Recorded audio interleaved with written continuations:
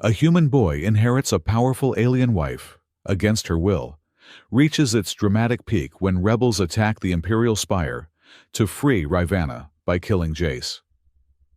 In a stunning reversal, Jace offers his own life to save her, while Rivanna chooses mercy over violence, refusing to kill the rebel leader, demonstrating that their forced bond has transformed into genuine respect and partnership. Retry Claude can make mistakes. Please double-check responses. The red dust of Iridius 6 swirled against the viewport as Jace Rowan tightened the last bolt on the fusion drill. His nimble fingers, calloused from years of mechanical work, moved with practiced precision despite the blistering heat of the mining colony's third-level tunnels. "That should hold," he muttered to himself, wiping sweat from his brow with a grimy forearm. At 17, Jace had already earned a reputation as the best drill technician in the Eastern Quadrant. Not that it meant much on a forgotten rock like Iridius 6. Jace packed his tools with methodical care. Each wrench and plasma cutter had been his father's before the tunnel collapse 3 years ago had claimed both his parents. The colony administration had offered perfunctory condolences, then promptly assigned Jace his parents' quarters and job responsibilities. Life on the frontier didn't allow for extended mourning. The comlink on his wrist chirped. "Rowan, you finished with Drill 7 yet?" The voice belonged to Foreman Dax, perpetually impatient and chronically unimpressed with anything that wasn't increasing the colony's mineral quotas. "Just wrapping up, sir. The thermal regulator was shot, but I salvaged parts from the decommissioned unit in Sector 4. A grunt came through the speaker. "Whatever. Just get it running. The administrator wants this tunnel producing by tomorrow's shift." Jace allowed himself a small sigh after the comlink went silent. Another day. Another broken machine fixed with improvised parts and sheer determination. He'd been doing this since he was 14, and would likely still be doing it at 40 if he stayed on Iridius 6. The thought settled on his shoulders, like the ever-present red dust. As he made his way through the winding tunnels toward the surface, Jace passed other miners and technicians, exchanging brief nods. Most were decades older, their skin weathered by the harsh conditions and their eyes dulled by the monotony. But Jace's remained bright, still holding on to the dreams his parents had nurtured in him, dreams of the stars, of distant worlds, of something more than dust and drills. The living quarters were Spartan, functional modules arranged in concentric circles around the colony's central administrative hub. Jace's small unit was on the outer ring, as befitted his low status. He palmed the entry scanner, and the door slid open with a familiar wheeze of hydraulics. Inside, he headed straight for the tiny refresher unit, shedding his work clothes as he went. The water ration was barely enough to rinse away the worst of the grime, but he'd long ago mastered the art of the 3-minute shower. Clean, and dressed in his only other set of clothes, Jace settled at his workbench, a repurposed cargo container lid, propped on storage crates. Here, surrounded by salvaged components and technical manuals, was where he felt most at home. He was tinkering with a small communication booster he'd been building from scrap, hoping to improve the range enough to pick up transmissions from passing trade ships. Maybe one day he'd hear of an opportunity, away off this rock. The sudden blare of the colony's emergency siren jerked him from his concentration. Jace's heart raced. Emergency alerts usually meant tunnel collapses or atmospheric breaches, neither of which ended well for those involved. He rushed to the window, expecting to see colonists running for shelter. Instead, he found them standing in clusters, pointing skyward. Following their gaze, he saw it, a sleek, silver craft unlike the utilitarian transport vessels that occasionally visited the colony. This ship gleamed like polished chrome, its design elegant and alien, with sweeping curves that seemed to capture and reflect the dying light of Iridia's distant sun. An imperial vessel. They were rare enough in the core systems, and practically unheard of this far out on the frontier. The colony's public address system crackled to life. "Attention all residents. This is Administrator Vin. We have received communication from an Imperial envoy ship requesting the presence of... There was a pause, as if the administrator couldn't quite believe what he was reading. Requesting the presence of Resident Jace Rowan at the administrative center immediately. This is not a drill. Jace froze, his name echoing in his ears. Imperial envoys didn't cross half the galaxy to speak with teenage drill technicians. There had to be some mistake. By the time he reached the administrative center, a small crowd had gathered. They parted silently as he approached, their faces a mixture of curiosity and unease. The colony's security detail, 2 bored guards usually tasked with breaking up the occasional drunken dispute, stood at rigid attention by the entrance. Inside, Administrator Vin was speaking with what appeared to be a holographic projection of a humanoid figure, its form translucent and tinged with blue light. As Jace entered, both turned to face him. "Ah, here he is," Vin said, his voice strained with forced pleasantry. "Jace Rowan, as requested." The hologram stepped forward, and Jace could now see it was a sophisticated AI interface, designed to approximate human features while remaining distinctly artificial. It wore what appeared to be a formal Imperial uniform, complete with insignia that Jace had only seen in educational broadcasts. Identification: Jace Rowan, son of engineers Marcus and Alara Rowan. The AI's voice was smooth, emotionless. Jace swallowed hard. "Yes, that's me." The AI's eyes, if they could be called that, seemed to scan him. "Genetic confirmation will be required, but preliminary facial recognition suggests a 94.7% match with House Levian markers." "House Levian?" Jace echoed, confusion evident in his voice. "I don't understand." The AI's form shimmered slightly as it retrieved data. "House Levian, human noble lineage with Imperial standing, dating back to the 3rd expansion. Current status: dormant, pending succession claim. Your maternal great-grandfather, Lord Atticus Levian, registered a genetic inheritance protocol before his death." Jace looked to Administrator Vin, hoping for some clarification, but the man seemed as bewildered as he was. "I think there's been a mistake," Jace said. "My mother was an engineer, not some noble. Alara Rowan, born Alara Vision, daughter of Serena Levian, daughter of Lord Atticus Levian." The AI recited, "Genetic lineage confirmed through Imperial archives.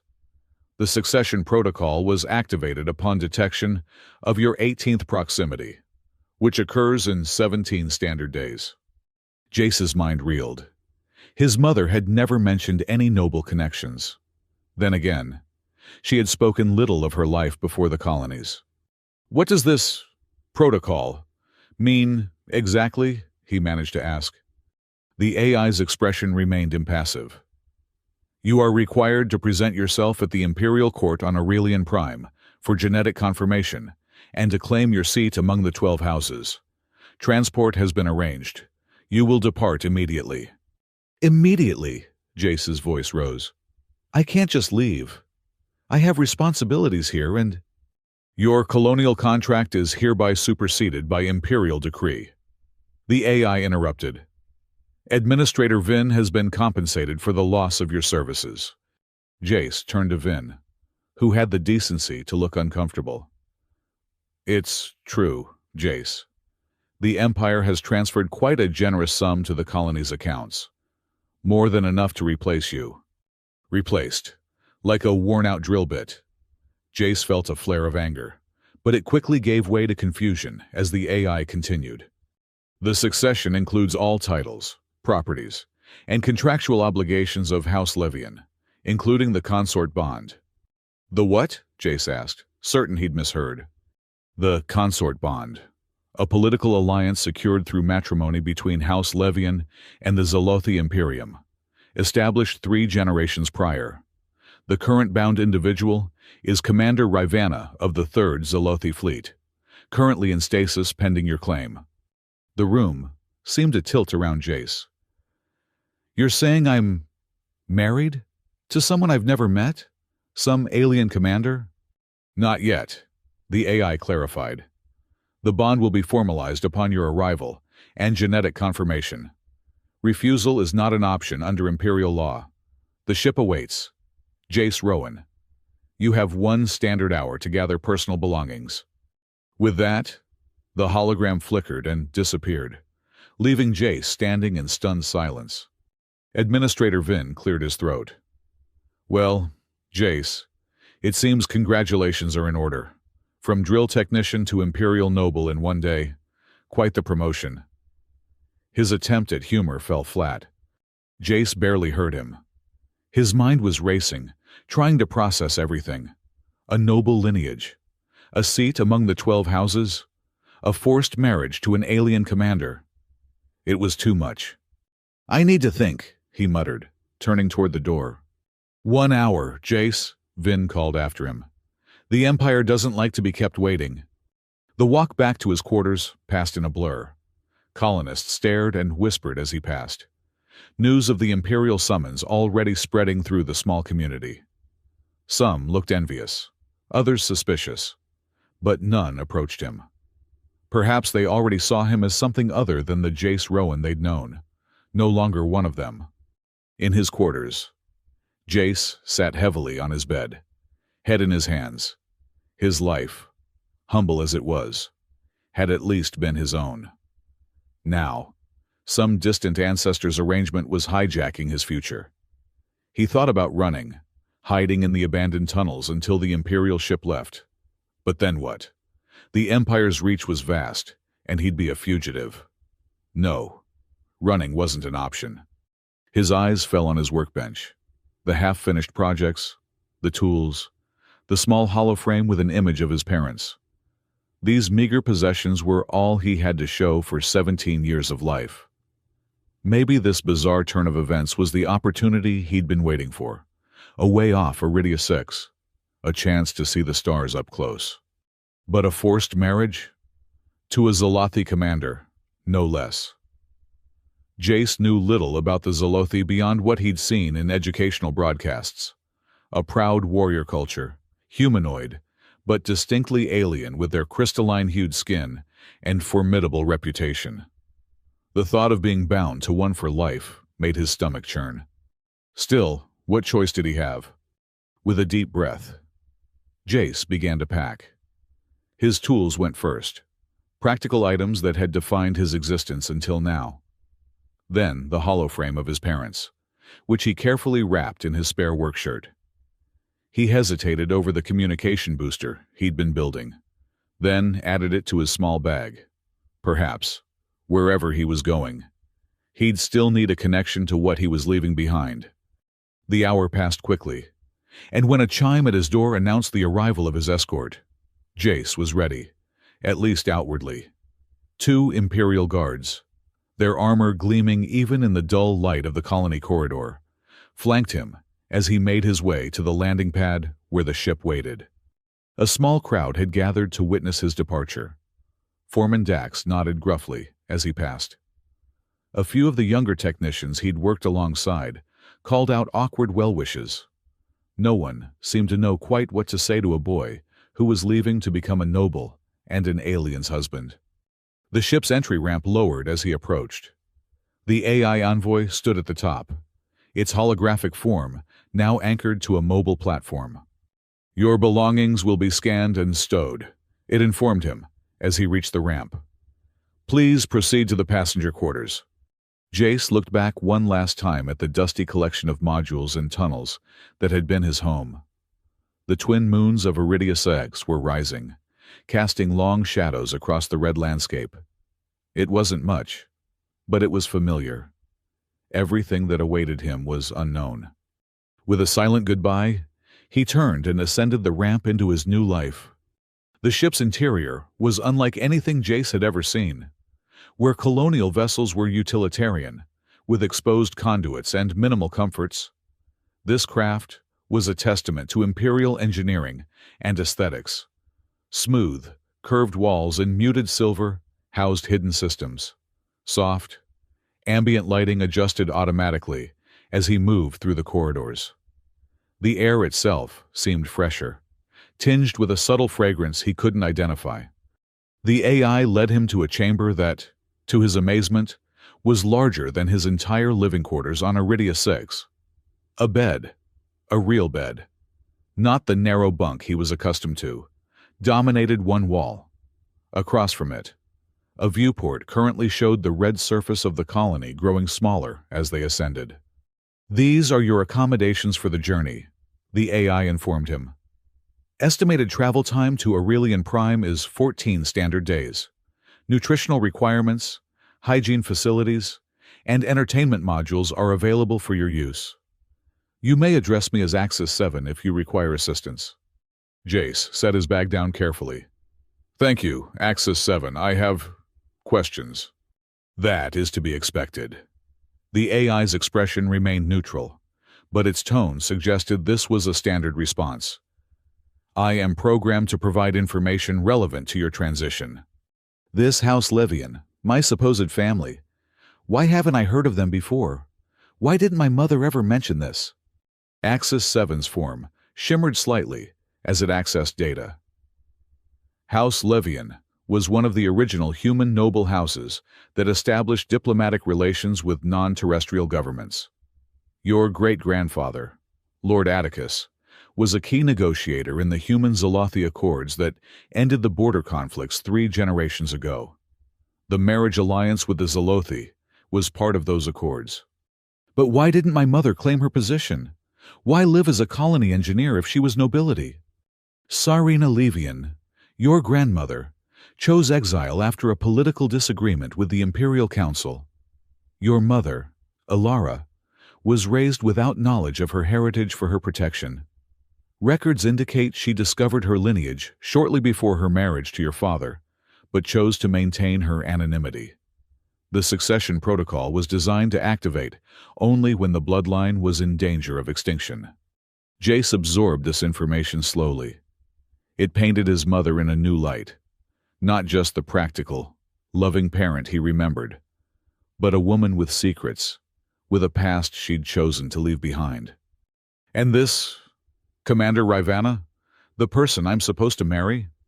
For the first time, Axis 7 hesitated. "Commander Rivana of the 3rd Zolothi Fleet is a distinguished military leader among her people.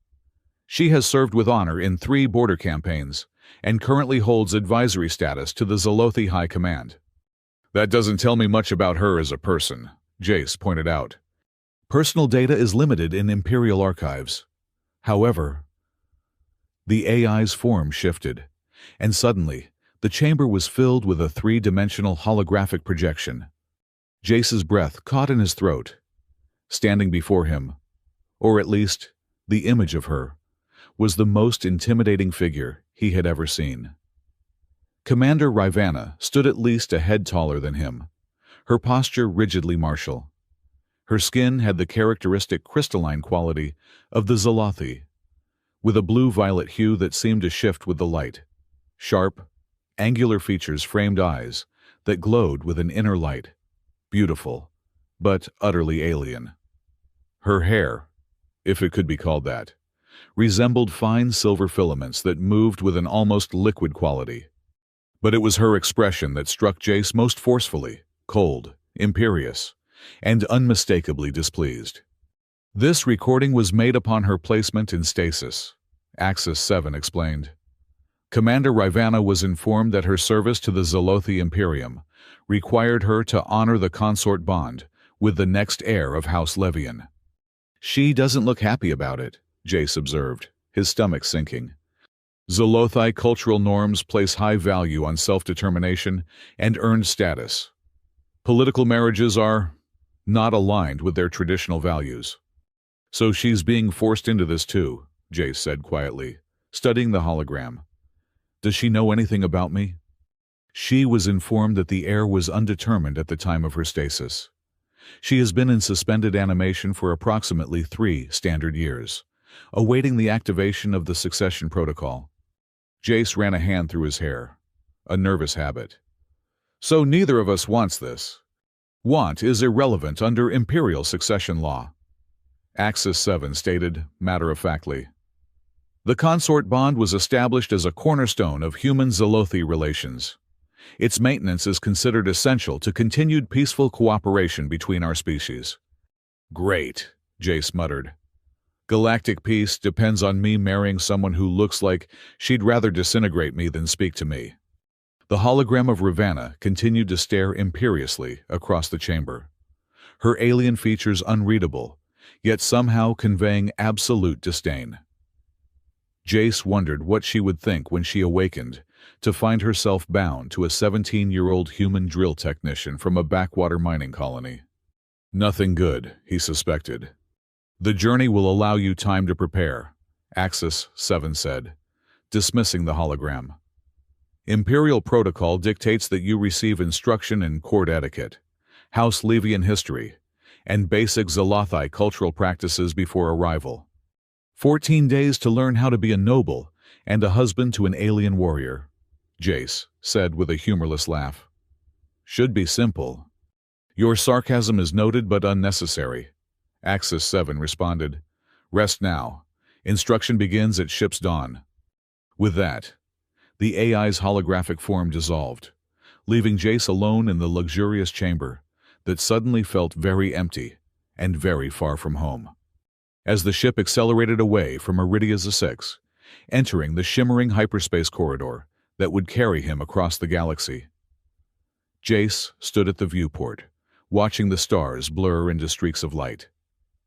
Somewhere ahead lay Aurelian Prime, the Imperial capital, and Commander Ravanna, his unwilling bride-to-be.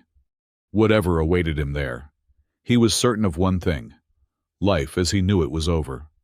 The 14-day journey passed in a blur of intensive instruction. Each morning, Jace awoke to Axis 7's precise voice announcing the day's schedule. Meals, real food, not the protein concentrates of the colony, were delivered by automated servers. The rest of his time was consumed by lessons. He learned of House Levian's storied history, its rise during the Third Expansion, its role in establishing the first diplomatic channels with non-human civilizations, its gradual decline after his great-grandfather's death. He memorized the names and relationships of the other 11 noble houses, their alliances and rivalries, their specialties and weaknesses. Court etiquette proved more challenging. Jace, who had never worried about which fork to use in a colony mess hall that provided only sporks, now had to master the intricacies of formal imperial dining with its 17 courses and 32 utensils. His posture, his gait, his manner of address, all required refinement according to Axis 7's exacting standards.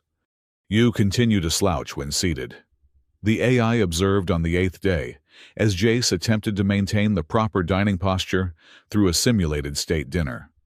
A noble of House Levian must project authority at all times. I'm trying, Jace said through gritted teeth, his back aching from the unnatural position. I've spent my life hunched over machinery in narrow tunnels.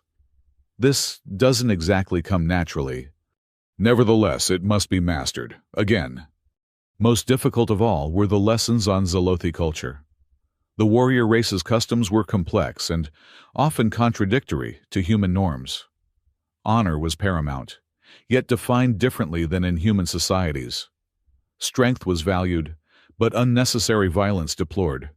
Family units were fluid, with individuals choosing their associations rather than being bound by birth, making the concept of a political marriage all the more alien to their worldview.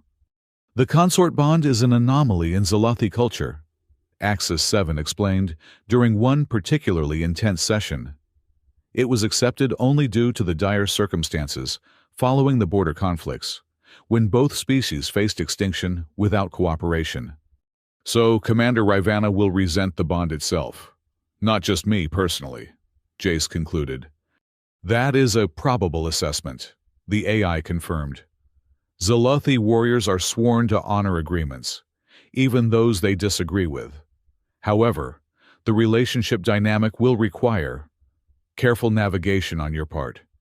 By the time Aurelian Prime appeared on the ship's navigation display, Jace felt simultaneously overprepared and completely inadequate. His head swam with protocols and histories. Yet he couldn't shake the feeling that he was still just a colony boy playing dress-up. Axis 7 provided him with formal attire for arrival. Garments in House Levian's colors of deep blue and silver, made from materials finer than anything Jace had ever touched. The cut was elegant, yet practical, with subtle armor weave integrated into the fabric. A precaution, the AI explained, until his position was secure. "We will dock at the Imperial Spire in approximately 2 hours," Axis 7 informed him, as he adjusted the unfamiliar clothing. "A genetic confirmation ceremony will be conducted immediately, followed by the awakening of Commander Rivana and the formal recognition of the consort bond." Jace's stomach twisted at the reminder. What if the genetic test fails? What if I'm not actually who you think I am? The preliminary scans conducted during our journey indicate a 99.7% probability of positive confirmation. However, in the unlikely event of failure, you would be returned to Iridia 6, and the search for the true heir would continue. The thought was almost tempting, a quick return to his simple, familiar life. But even as it crossed his mind, Jace knew he couldn't go back to the dust and monotony of the colony, not after glimpsing the vastness of the Empire and his potential place within it. As Aurelian Prime grew larger in the viewport, Jace understood why it was considered the jewel of the Empire. Unlike the harsh, reddish world he'd left behind, this planet shimmered with blues and greens, vast oceans, lush continents, and the gleaming spires of the capital city rising like crystal formations from the central landmass. 2 suns, one golden, one with a bluish tinge, cast their light across the scene, creating an ever-changing play of colors across the planet's surface. The ship descended through the atmosphere with barely a tremor, a testament to Imperial engineering. Cloud layers parted to reveal the sprawling capital in all its glory, a city that seemed to have grown organically from the planet itself, with buildings that curved and soared in harmony with the natural landscape. At its center stood the Imperial Spire, a structure of such impossible height and beauty that Jace could scarcely believe it was made by mortal hands. The spire was a joint creation of human architects and Zalathi crystal shapers, Axis 7 noted, observing Jace's awestruck expression. It stands as a symbol of what our species can achieve in cooperation. Their ship docked at a mid-level platform extending from the spire's eastern face. As the engines powered down, Jace took a deep breath, centering himself as he'd been taught. "Remember," Axis 7 said as the exit ramp began to lower. "You are Jace Rowan Levian now, the last of your house. Carry yourself accordingly." Jace nodded, squared his shoulders, and stepped forward to meet his destiny. A delegation awaited him on the landing platform, a mixture of human and non-human officials in formal attire, their expressions carefully neutral as they assessed the young man who might soon join their ranks. At their center stood a tall, distinguished human with silver hair and piercing eyes, who stepped forward as Jace approached. "Welcome to Aurelian Prime, heir presumptive Levian," the man said, his voice carrying the refined accent of the Imperial core worlds. "I am Chancellor Marquez, senior representative of the human houses on the Imperial Council. We have awaited your arrival with great interest." Jace inclined his head precisely as he'd been taught, a gesture of acknowledgement between equals, not the deeper bow of a subordinate. "Thank you for your welcome, Chancellor. I am honored to stand before the Council." If Marquez was impressed by the colony boy's proper etiquette, he showed no sign of it. "The confirmation ceremony has been prepared. If you will follow me." The procession moved from the landing platform into the spire itself. Jace fought to maintain his composed expression as they entered corridors of breathtaking beauty, walls of a material that seemed halfway between crystal and living tissue, shifting subtly with flowing patterns of light. The floor beneath his feet hummed with energy, and the air itself carried harmonics that seemed to resonate with his very bones. They arrived at a circular chamber, dominated by a raised platform at its center. Around the edges stood more officials and what appeared to be recording devices. This was clearly an event of significant political importance.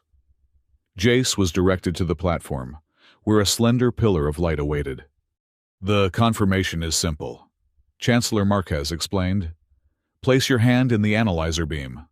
It will extract a minute sample of genetic material for comparison against House Levian's registered pattern." Jace stepped forward, heart pounding despite his outward calm.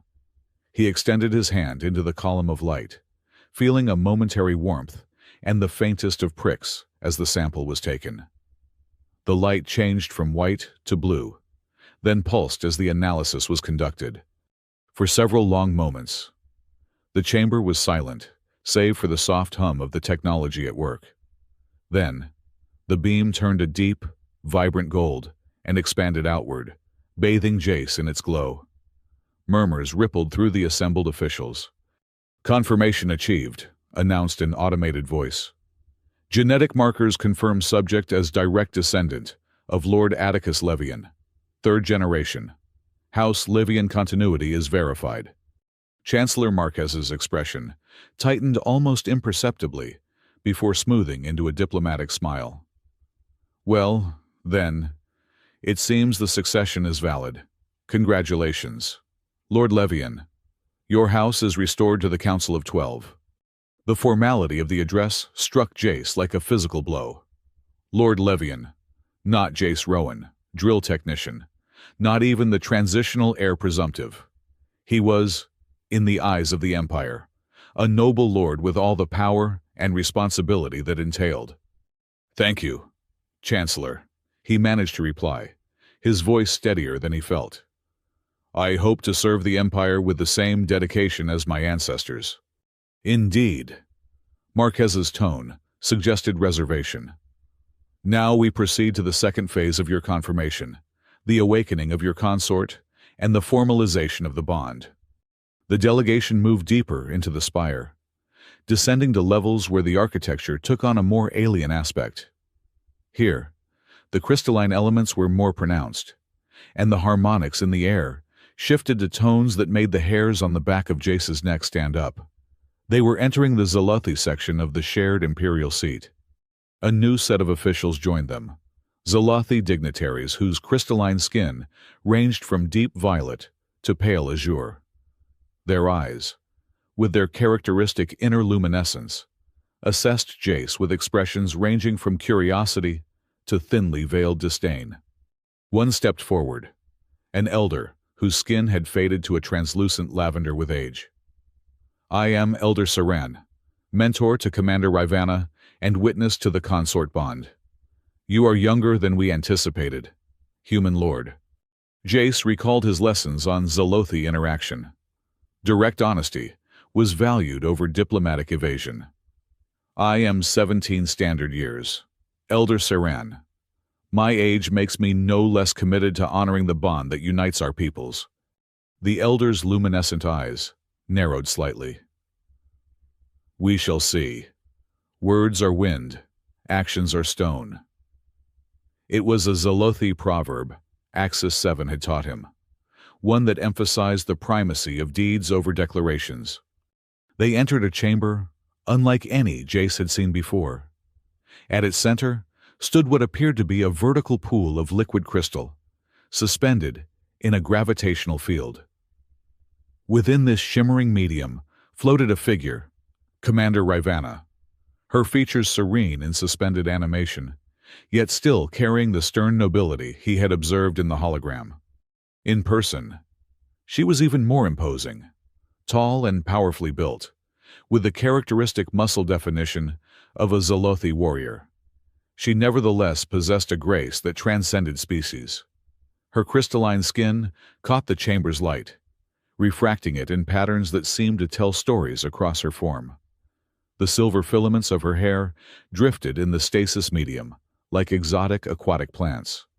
"The stasis field will now be deactivated," announced a Zalothi technician.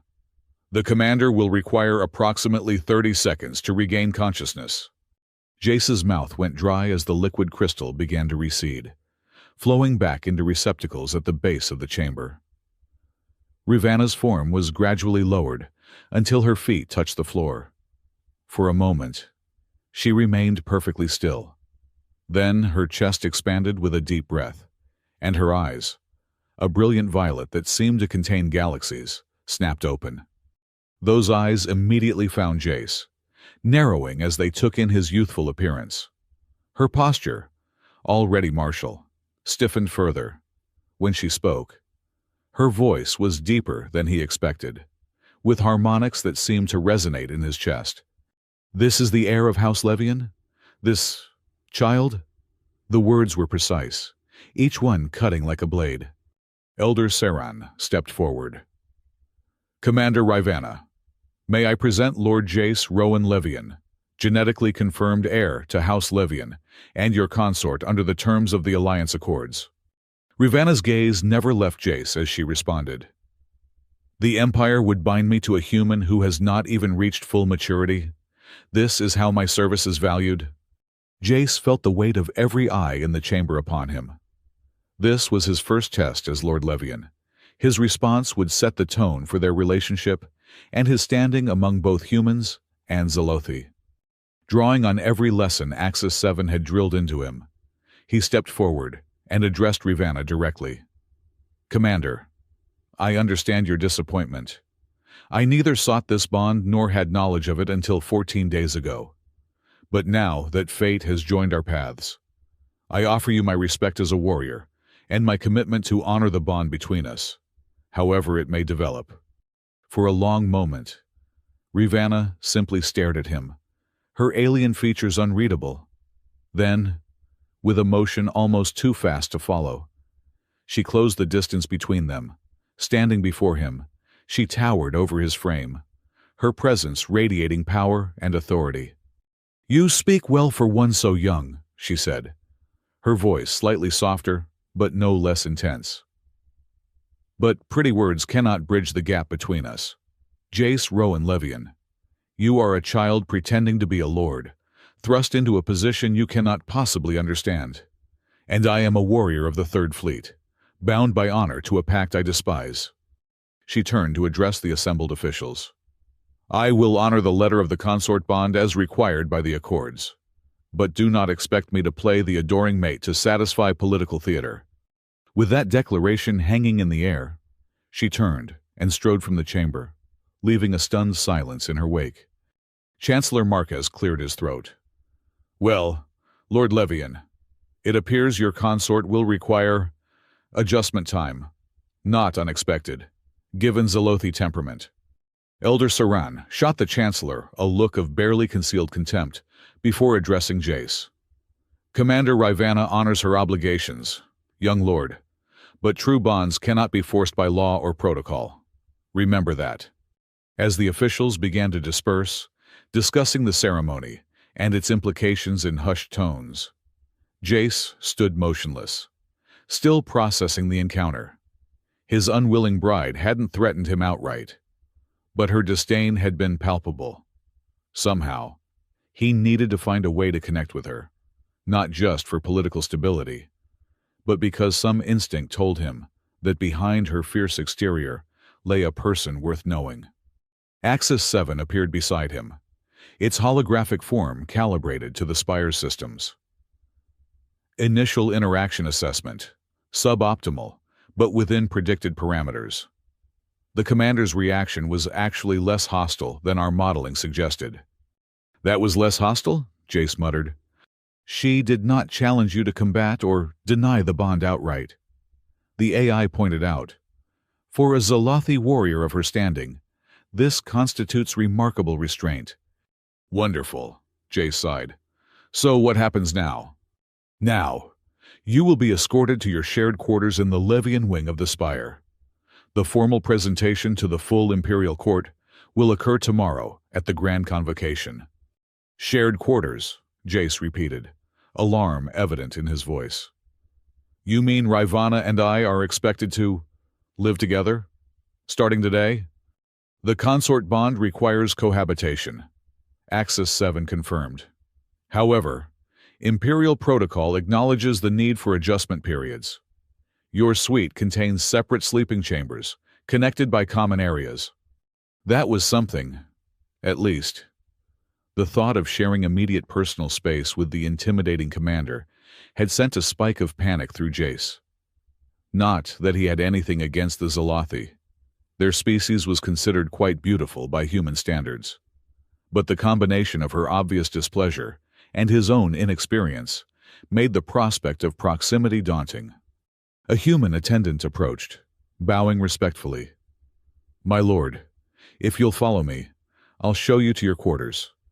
With a deep breath, Jace followed, wondering just how many more surprises this day would bring. The Levian wing of the Imperial Spire proved to be a testament to the house's former glory. Unlike the austere mining colony quarters that had been Jace's home, these rooms were spacious and elegant, combining human comfort with Zolothi aesthetic sensibilities. The main chamber featured sweeping views of Aurelian Prime's twin suns, now beginning their synchronous descent toward the horizon. The attendant gave him a brief tour: living areas, study, dining space, and the two separate sleeping chambers positioned at opposite ends of the suite. Ravana was nowhere to be seen, though the attendant mentioned that the commander had already been escorted to the quarters. "Your personal effects have been transferred from the ship," the attendant informed him. "A formal dinner will be served here in 2 hours. Imperial protocol suggests you use this time to rest and prepare for your first meal with your consort." After the attendant departed, Jace stood in the center of the vast main chamber, feeling impossibly small and out of place among the luxury. His entire living quarters on Iridia Sixik could have fit in this single room with space to spare. The furnishings alone probably cost more than he would have earned in a decade of repairing drills. He found his meager belongings had been unpacked and arranged in his sleeping chamber, his tools laid out on a workbench that seemed to have been specially installed. The hollow frame of his parents placed on a bedside table. The thoughtful touch was surprisingly moving. Deciding to explore the suite further, Jace moved cautiously through the common areas, half expecting to encounter Ravana at any moment. Instead, he found himself drawn to a smaller room off the main chamber, a study filled with books and data crystals, apparently preserved from his family's previous occupation of these quarters. He was examining the titles when a voice from the doorway made him jump. "Your ancestors collected knowledge from across the galaxy. At least they had that virtue." Ravana stood there, having changed from her stasis garments into what appeared to be a more comfortable version of Zolothi military attire, fitted but not ceremonial. Up close, without the formality of the awakening ceremony, Jace could better appreciate the alien beauty of her features. The crystalline quality of her skin seemed to shift with her emotions, currently a deep violet that suggested caution or reserve. "Commander," Jace acknowledged, inclining his head respectfully. "I didn't hear you approach." "Zolothi move quietly when we choose to," she said, entering the study but maintaining distance between them. A useful skill in both diplomacy and warfare. Jace sensed an opening for conversation. "I'd like to learn more about Zolothi ways, if you're willing to teach me. My instruction during the journey here was limited." Ravana's luminescent eyes studied him with an intensity that made him want to fidget. But he held his ground, meeting her gaze steadily. "Why?" she asked finally. "Why would you wish to learn of a culture forced upon you by ancient pacts and imperial decree?" "Because we're stuck with each other. At least for now," Jace answered honestly. "And I'd rather understand you than fear you." Something flickered across her features. Surprise. Perhaps at his directness. "You fear me, human boy?" "Any sensible person would," Jace admitted with a small smile. "You're a legendary commander with combat experience, and I'm a mechanic from a mining colony who just found out he's supposedly nobility. But I'm not afraid to learn. Commander Ravana." She seemed to consider this, then moved to one of the bookshelves, selecting a crystal and placing it in a reader. A holographic display appeared between them. Star charts, by the look of them. Your house Levian and my family line first encountered each other here, she said, indicating a star system near the border between human and Zolothi space. A battle that ended in stalemate when both commanding officers recognized the pointlessness of the conflict. That recognition became the seed of the peace accords. Jace stepped closer to the display, genuinely interested. So our families have history beyond just the arranged marriage. Our lineages were bound by respect before they were bound by politics, Ravana confirmed. That, at least, is worth honoring. It was a small concession, but Jace recognized it as significant. Before he could respond, however, the suite's communication system chimed. Lord Levian, came a formal voice.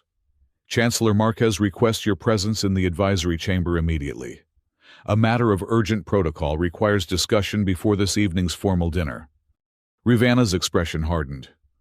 Already the human politicians seek to separate us and whisper their instructions to you. Go. Then, learn how they wish you to manage your difficult alien wife. That's not, Jace began, but she cut him off with a sharp gesture. It is exactly what they intend. I have played this game before, Jace Rowan Levian, but know this, I cannot be managed, manipulated, or mollified. Remember that when they fill your ears with strategies and suggestions. With that, she turned and left the study. Her movements fluid, yet somehow conveying her displeasure. Jace sighed. The brief moment of connection already evaporated. Steeling himself, he responded to the summons, following the directional indicators that appeared in the corridor outside the suite. The advisory chamber turned out to be a small, secure room where Chancellor Marquez waited, along with two other human officials Jace didn't recognize. Their expressions were grave as he entered. Lord Levian, thank you for joining us promptly, Marquez began. We felt it necessary to brief you on certain political realities before you further interact with Commander Ravana. What kind of realities? Jace asked, instantly wary. One of the other officials, a sharp-featured woman with calculating eyes, spoke up. The consort bond between House Levian and the Zolothi Imperium is more than a simple marriage. My lord, it is a cornerstone of our interspecies alliance. The strength, or weakness, of your relationship with Commander Ravana will be interpreted as a reflection of human Zolothi relations as a whole. Meaning? Meaning, Marquez continued, that her obvious reluctance and your visible inexperience create a dangerous political liability. There are factions within both human and Zolothi societies that would prefer to see our alliance dissolve, returning to the days of separated territories and clear boundaries. The third official, an older man with military bearing, added, Intelligence suggests increased activity among anti-integration groups on both sides. Your confirmation as heir and the reactivation of the consort bond have accelerated their timeline. Jace processed this information, recalling Axis 7's lessons on imperial politics. You're saying we might be in danger. Not immediately, Marquez assured him. The Spire's security is unparalleled. But you must understand the importance of presenting a united front with your consort. Public discord between you would be seized upon by these factions as proof that our species cannot truly coexist. I can't exactly force her to like me, Jace pointed out. She made her feelings quite clear. The female official leaned forward. We don't expect miracles, Lord Levian, but we do expect effort. Learn to navigate Zolothi customs. Show respect for her accomplishments. Find common ground. And above all, never contradict her publicly. Zolothi culture places enormous value on saving face. The meeting continued with more specific advice and warnings, each making Jace increasingly aware of the political minefield he'd stepped into. By the time he was dismissed to prepare for dinner, his head was swimming with implications and instructions. Returning to his quarters, he found the dining area prepared for an intimate meal for two. Soft, ambient lighting highlighted a table set with both human and Zalothi dining implements. Another reminder of the cultural divide he was expected to bridge. Ravana entered precisely at the appointed time, now dressed in a formal Zalothi ensemble that managed to be both elegant and martial. The crystalline elements of her attire caught the light, creating subtle patterns across the walls as she moved. "Your human advisors have filled your head with strategies." "I see," she observed as they took their seats. "It shows in your expression." Jace decided honesty was the best approach. "They're concerned about appearances, about what our relationship signals to the wider empire." Ravana made a sound that might have been a laugh, though it held little humor. "Of course they are. Appearances are all that matter in imperial politics. The reality beneath the surface is irrelevant, so long as the facade remains intact." An attendant entered silently to serve the first course, a dish that appeared designed to be palatable to both human and Zalothi tastes. Jace waited until they were alone again before responding. "I disagree," he said quietly. "What's beneath the surface is exactly what matters. The facade only holds if there's something real supporting it." Ravana paused, her utensil halfway to her mouth. Those luminescent eyes studied him with renewed interest. An unusual perspective for a human noble. "I'm not really a noble," Jace reminded her. 2 weeks ago, I was fixing broken machinery in mining tunnels. I learned to value function over appearance because when a drill fails 200 meters underground, no one cares how pretty it looks, only whether it works. "A practical philosophy," she acknowledged. "But we are not machines. Jace Rowan-Levian. We cannot simply be repaired with the right tools and knowledge." "No," he agreed. "But we can try to understand how we work, what drives us, what matters to us." He met her gaze directly. "What matters to you, Commander Ravana? Beyond duty and honor and obligation, what do you value?" The question seemed to catch her off guard.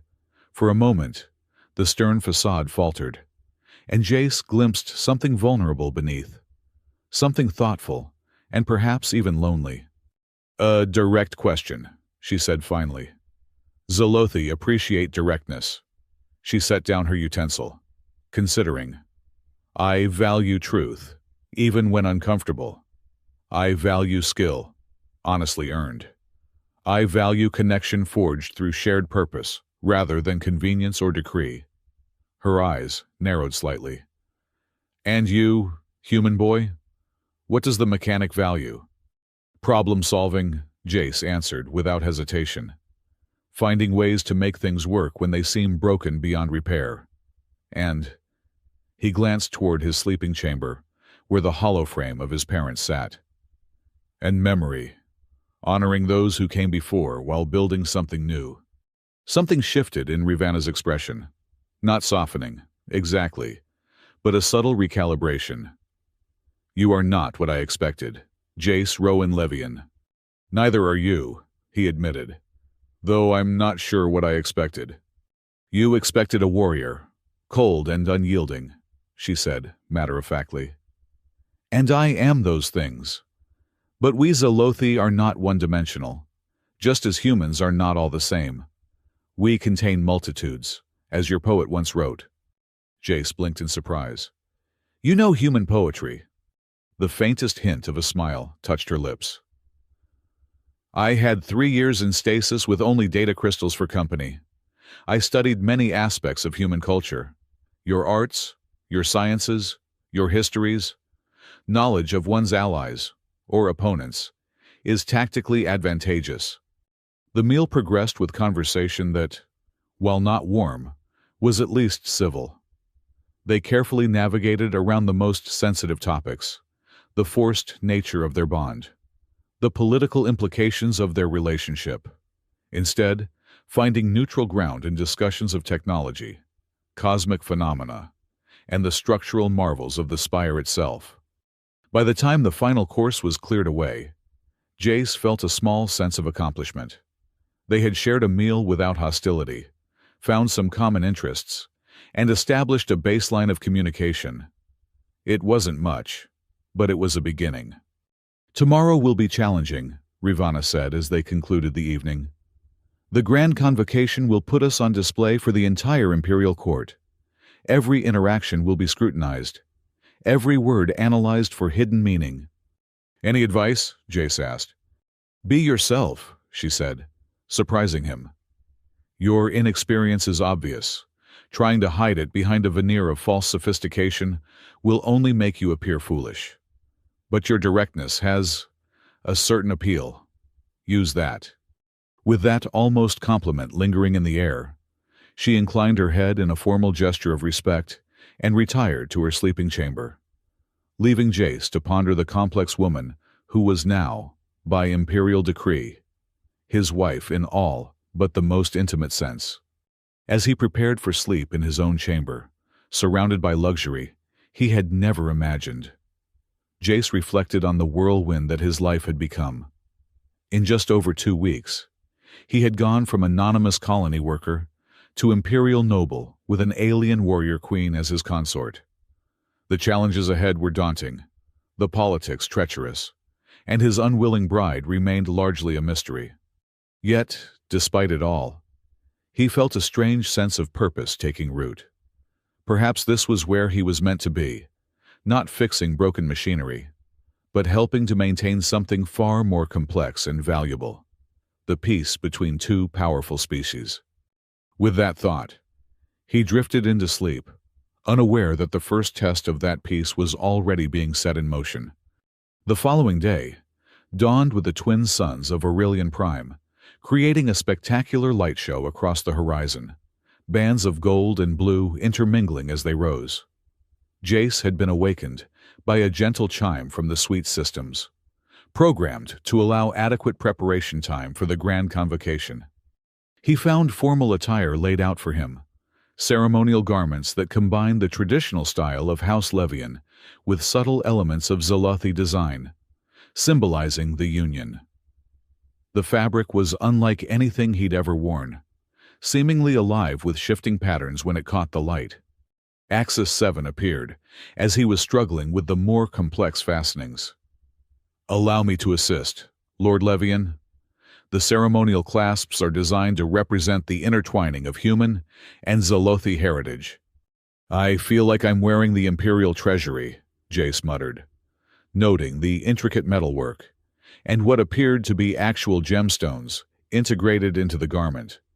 "The formal attire of House Levian is indeed valuable," the AI confirmed, "but its worth lies more in historical significance than material cost.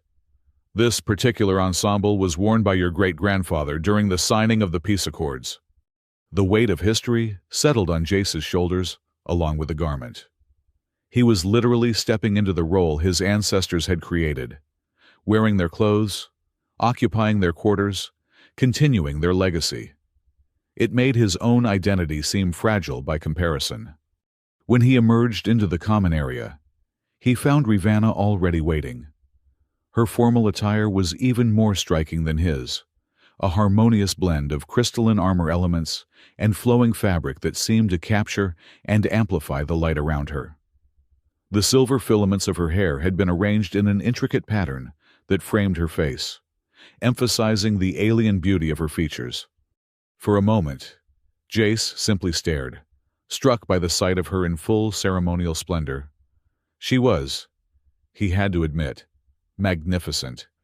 "You clean up well, human boy," she observed, her tone less harsh than the previous day. "The garments of your house suit you better than I expected." "Thank you," he managed. "You look extraordinary." Something flickered across her features, surprise at the genuine compliment. Perhaps. The ceremonial regalia of a Zalothi commander is designed to inspire awe and respect. It appears to be functioning as intended. Before Jace could respond, the suite's communication system announced the arrival of their escort. It was time. The procession to the Grand Convocation Hall wound through the spire's most impressive corridors, Spaces clearly designed to humble visitors with their scale and beauty. Guards in ceremonial armor flanked them, and officials from both human and Zolothi administrations followed at a respectful distance. As they approached the massive doors of the convocation hall, Ravana spoke quietly, for Jace's ears alone. "Remember what I said. Be yourself, but also remember what you represent. Every eye will be upon us, judging not just us as individuals, but our species through our actions." Jace nodded, grateful for the advice and the implied partnership, however temporary. "Together, then?" The faintest of smiles touched her lips. "For now, human boy, for now." The doors swung open, and a sonorous voice announced them. "Presenting Lord Jace Rowan Levian, confirmed heir to House Levian, and his consort, Commander Ravana of the 3rd Zolothi Fleet." The Grand Convocation Hall lived up to its name. Vast beyond reason, with a ceiling so high it seemed to touch the sky itself. The chamber held hundreds of beings from across the Empire. Humans in formal attire mingled with Zolothi in ceremonial regalia, along with representatives of a dozen other species Jace had only ever seen in educational broadcasts. A path cleared before them, leading to the central dais, where the highest officials of the Empire awaited. Chancellor Marquez and Elder Saran stood prominently among them, their expressions carefully neutral as they watched the young lord and his reluctant consort approach. Jace felt countless eyes upon him, assessing, judging, wondering if this colony boy could possibly fill the role thrust upon him. Beside him, Ravana moved with perfect poise, her warrior's bearing lending him confidence by proximity. Together, they ascended the steps to the dais. What followed was a formal ceremony that Axis 7 had prepared him for. Ritualized words of acceptance into the Council of 12, oaths of loyalty to the Empire, acknowledgement of the consort bond. Jace spoke his parts clearly, drawing on the instruction of the past 2 weeks and a lifetime of practical problem-solving to navigate the unfamiliar terrain of Imperial protocol. When the formalities concluded, the gathering transitioned to a more social affair, though no less politically charged. Nobles and dignitaries approached to offer congratulations and thinly veiled assessments. Jace did his best to remember names, ranks, and affiliations, grateful for Ravana's occasional subtle assistance when he faltered. "Lord Tarek of House Droma," she murmured, as a particularly imposing human noble approached. "Ancient rivalry with House Levian over mining rights in the Perdition Belt. Be respectful, but firm." Jace followed her lead, navigating the complex social waters with growing confidence. They made an effective team, he realized, his straightforward manner complementing her strategic insight, his genuine interest in others, balancing her reserved dignity. As the event progressed, Jace found himself separated from Ravana when a group of Zolothi officials requested her presence for what appeared to be a serious discussion. He watched her go, noting the stiffness in her posture that suggested discomfort with whatever was being discussed. "Your consort is quite the prize, Lord Levian," came a smooth voice at his elbow. "Commander Ravana's battle record is legendary among both our peoples." Jace turned to find a human noble he hadn't been introduced to, a man of middle years with sharp features and calculating eyes. Something about his manner put Jace instantly on alert.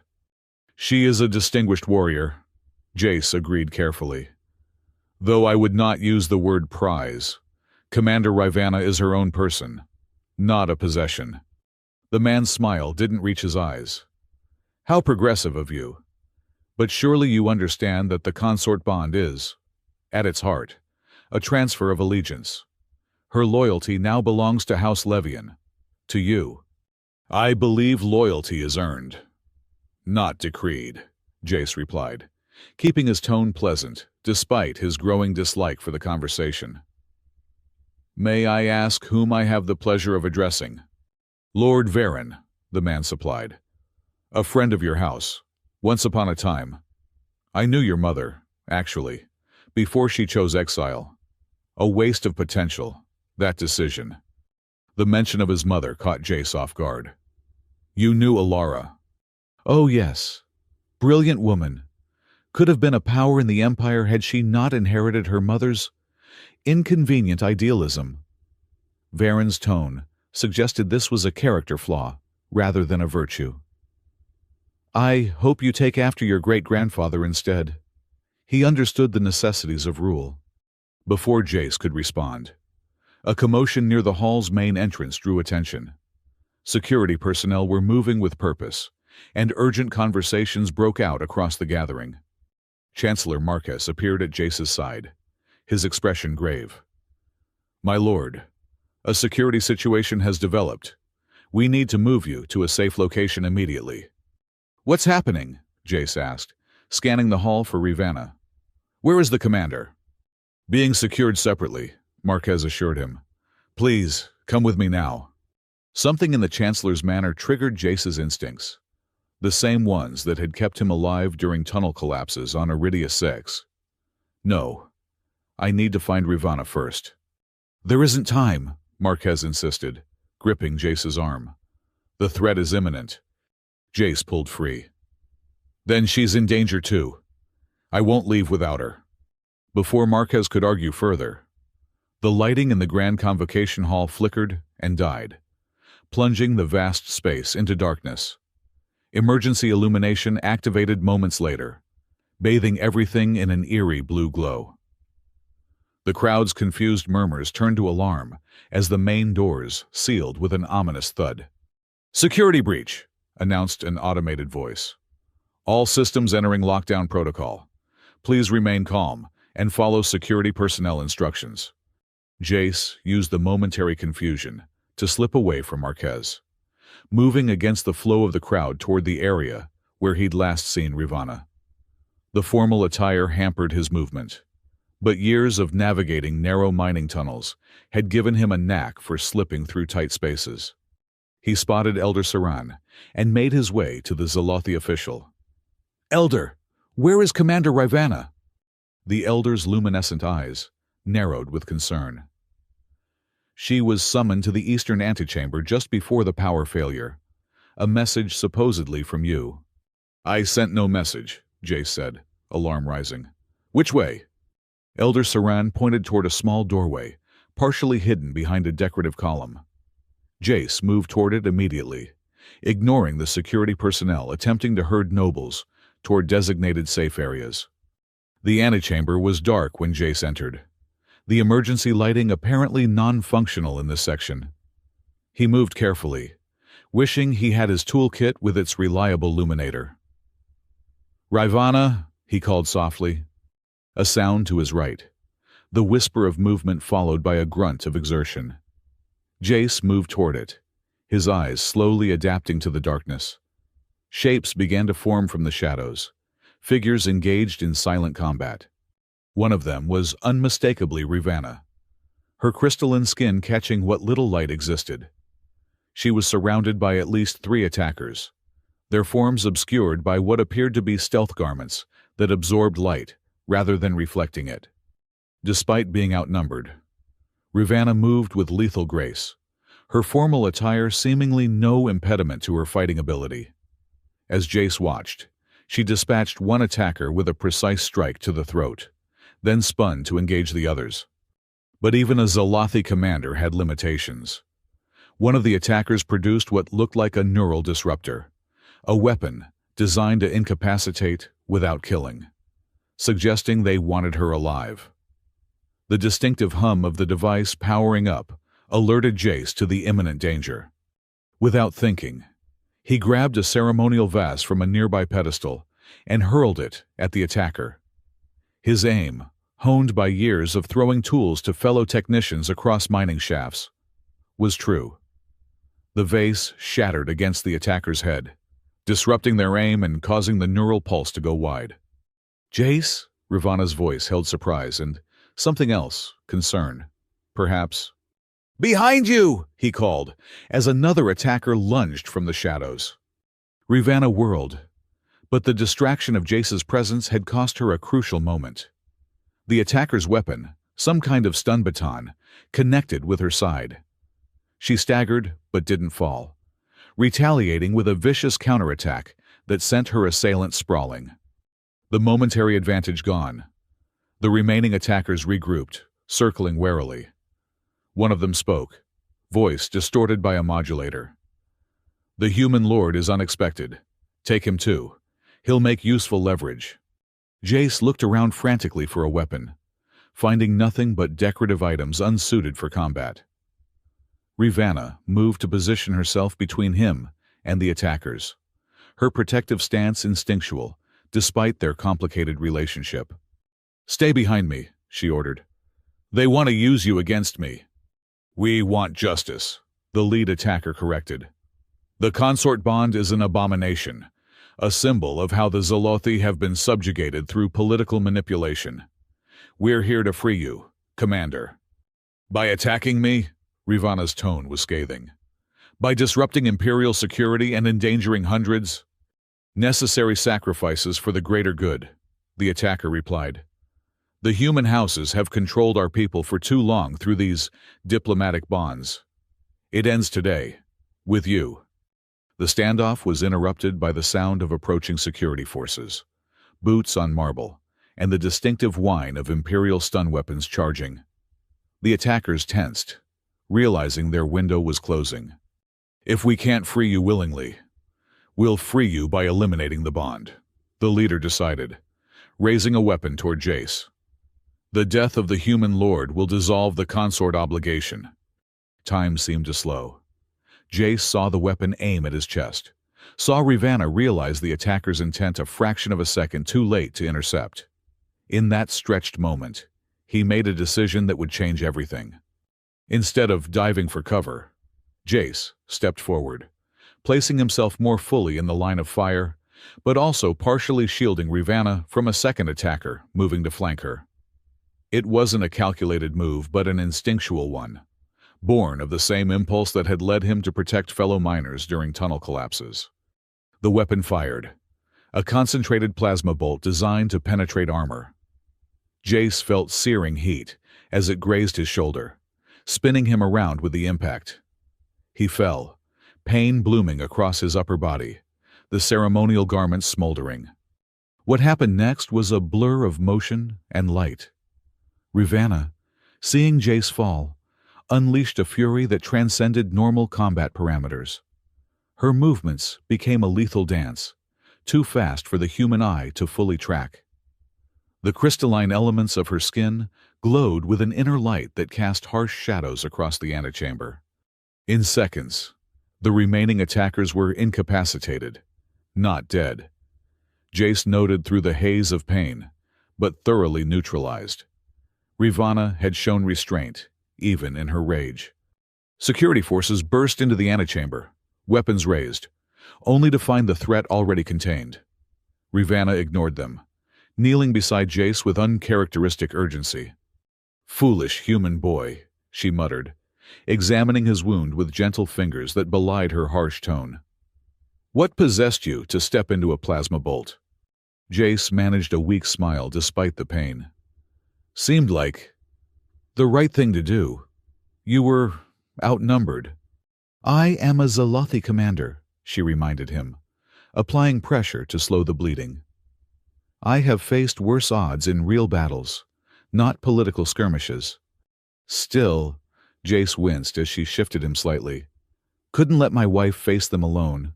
Bad form." Something flickered in Rivanna's luminescent eyes. Surprise, perhaps, at his use of the term wife, without irony or resentment. Before she could respond, medical personnel arrived, bringing with them sophisticated treatment equipment. "The wound is serious, but not life-threatening," Rivanna informed the medics, her tone suggesting that they had better ensure this assessment remained accurate. The plasma was a grazing hit, not a direct impact. As they moved Jace onto a medical transport platform, he reached out, catching Rivanna's hand. "The attackers. They said they were trying to free you. From me. From the bond." She glanced at the captured assailants, now being secured by Imperial security. There are factions among my people who view the peace accords as capitulation. They see the consort bonds as chains, rather than bridges. Her gaze returned to Jace. They are not entirely wrong in principle, but their methods. She shook her head. Violence against the innocent is never justified. Am I innocent? Jace asked. The pain medication's beginning to make him lightheaded. I'm part of the system they're fighting against. Just by existing.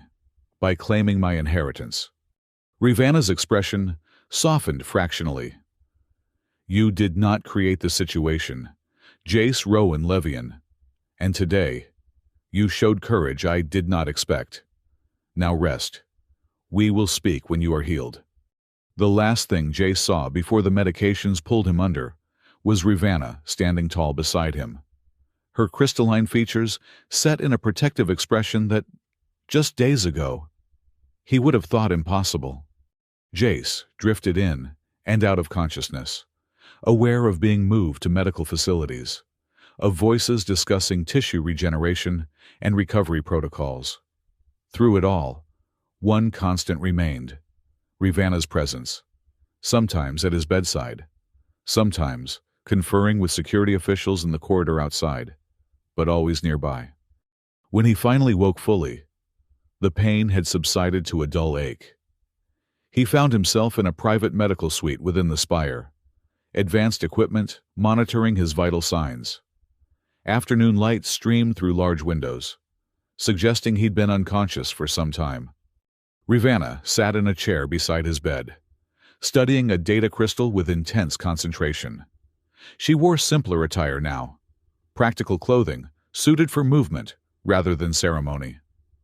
The silver filaments of her hair were pulled back in a utilitarian style that somehow enhanced rather than diminished her striking features.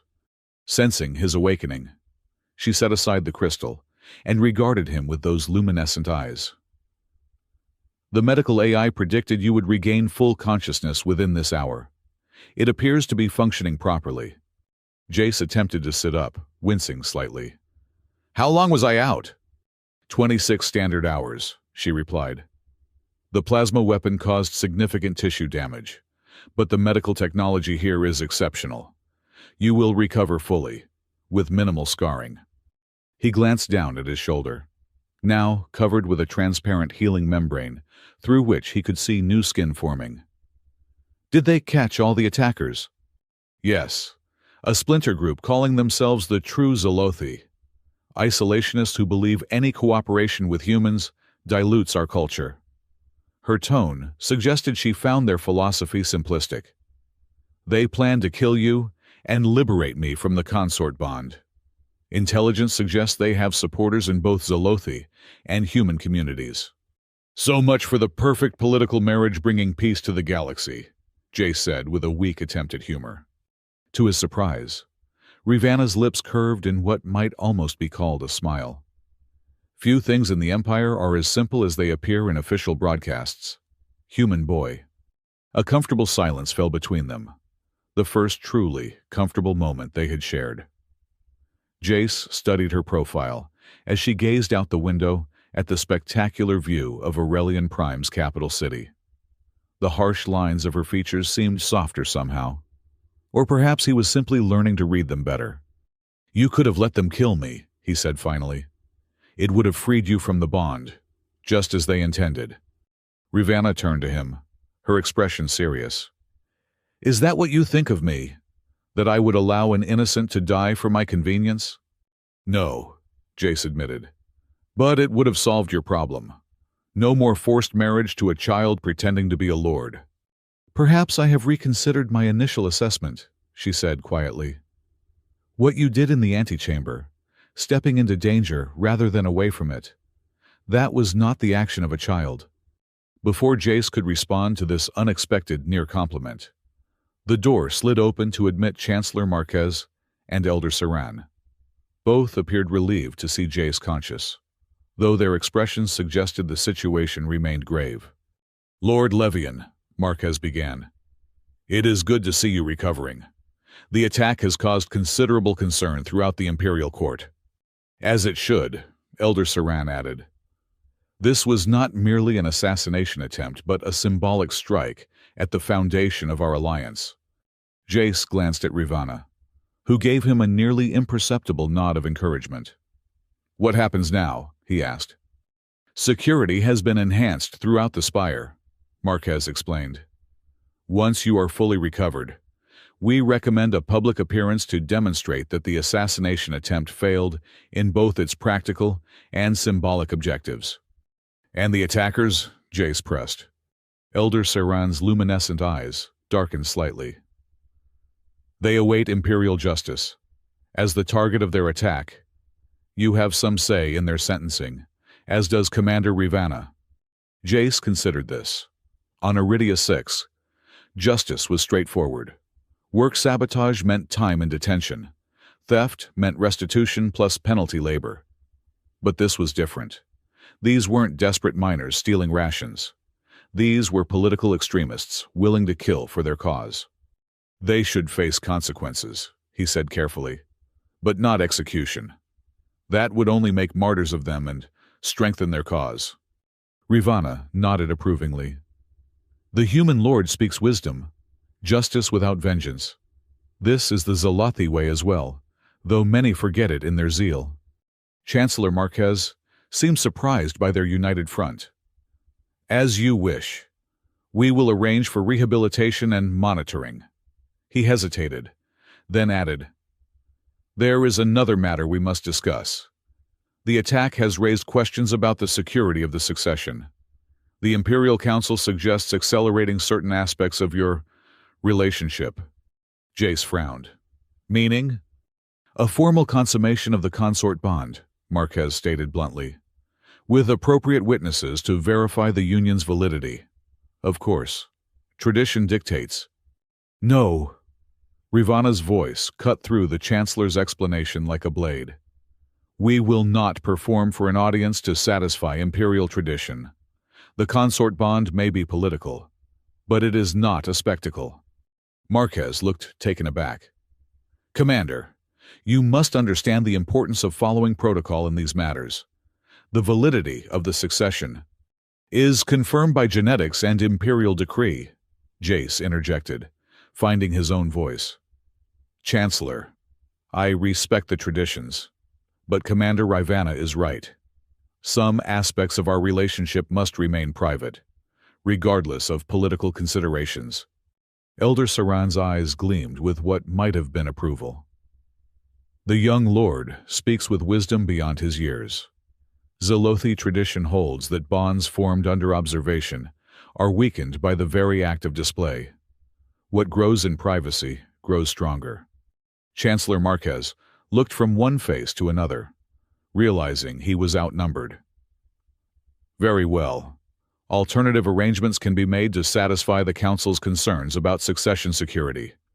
But make no mistake, the Empire requires stability, and stability requires clear lines of succession. Which we will provide, Jace assured him, in our own time and on our own terms. After the officials departed, a silence fell between Jace and Ravana. The topic of consummation, however clinically it had been discussed, hung in the air between them, a reminder of the intimate aspects of their arrangement that both had tacitly agreed to defer. Thank you, Jace said finally, for supporting me against the Chancellor. I did not do it for you, Ravana clarified, though her tone lacked its former edge. I did it for myself, for my dignity. Zalothi do not mate for political convenience or under observation. Still, Jace persisted, we made a good team in there, like in the antechamber during the attack. Ravana considered this. Perhaps there is some benefit to presenting a united front, regardless of our private feelings. And what are your private feelings? Jace asked, surprising himself with his boldness. About all of this? About me? She moved to the window, gazing out at the twin suns, now beginning their descent toward the horizon. For a long moment, Jace thought she might not answer. When she finally spoke, her voice was quieter than he'd ever heard it. I was angry. To be awakened from stasis and told I was bound to a human I had never met. It felt like the ultimate dishonor. Zelothi choose their mates through mutual respect earned in battle or shared purpose. She turned to face him, her crystalline features catching the dying light. But you faced those attackers without weapon or training. You placed yourself in danger to protect me, though I needed no protection. That complicates matters. How so? Jace asked, hardly daring to breathe. It gives me reason to reconsider my assessment of you, she admitted. Not as a consort. That remains a political arrangement I did not choose. But as a person worthy of respect? Perhaps. It wasn't a declaration of affection, but coming from Rivanna, it felt monumental. Jace couldn't suppress a smile. I'll take that as a win. The faintest echo of his smile appeared on her face. You set a low threshold for victory, human boy. Jace, he corrected gently. If we're going to be stuck together, you might as well use my name. She considered this, then inclined her head slightly. Jace, she repeated, the name sounding exotic in her harmonically complex voice. Rest now. Tomorrow will bring new challenges. As she moved toward the door, Jace called after her. Will you come back later? Rivanna paused, looking back over her shoulder. Yes, she said simply, and departed. True to her word, Rivanna returned that evening, bringing with her a selection of data crystals from the Levian library. Your healing will go faster if your mind is occupied, she explained, setting them beside his bed. These contain histories of both our peoples. Knowledge is never wasted. The next 3 days established a pattern. Jace's wound healed rapidly under the advanced care of the Imperial medical facilities. Rivanna visited regularly, sometimes bringing materials for him to study. Other times, simply sitting in companionable silence as she attended to her own duties via a portable command interface. On the 4th day, Jace was cleared to return to their quarters. The medical staff provided exercises to strengthen his healing shoulder and instructions for ongoing care. Rivanna, surprisingly, paid close attention to these instructions, clarifying several points with the precision of a military officer, ensuring mission parameters were fully understood. Their shared suite had been enhanced with additional security measures, though these were discreetly integrated into the existing design. As Jace settled back into his sleeping chamber, he found that his few possessions had been arranged with care, his tools cleaned and organized, the hollow frame of his parents positioned where he could see it from his bed. I took the liberty of ordering your space, Rivanna explained when he commented on it. Proper organization is essential for both recovery and security. Thank you, Jace said, genuinely touched by the consideration. It helps.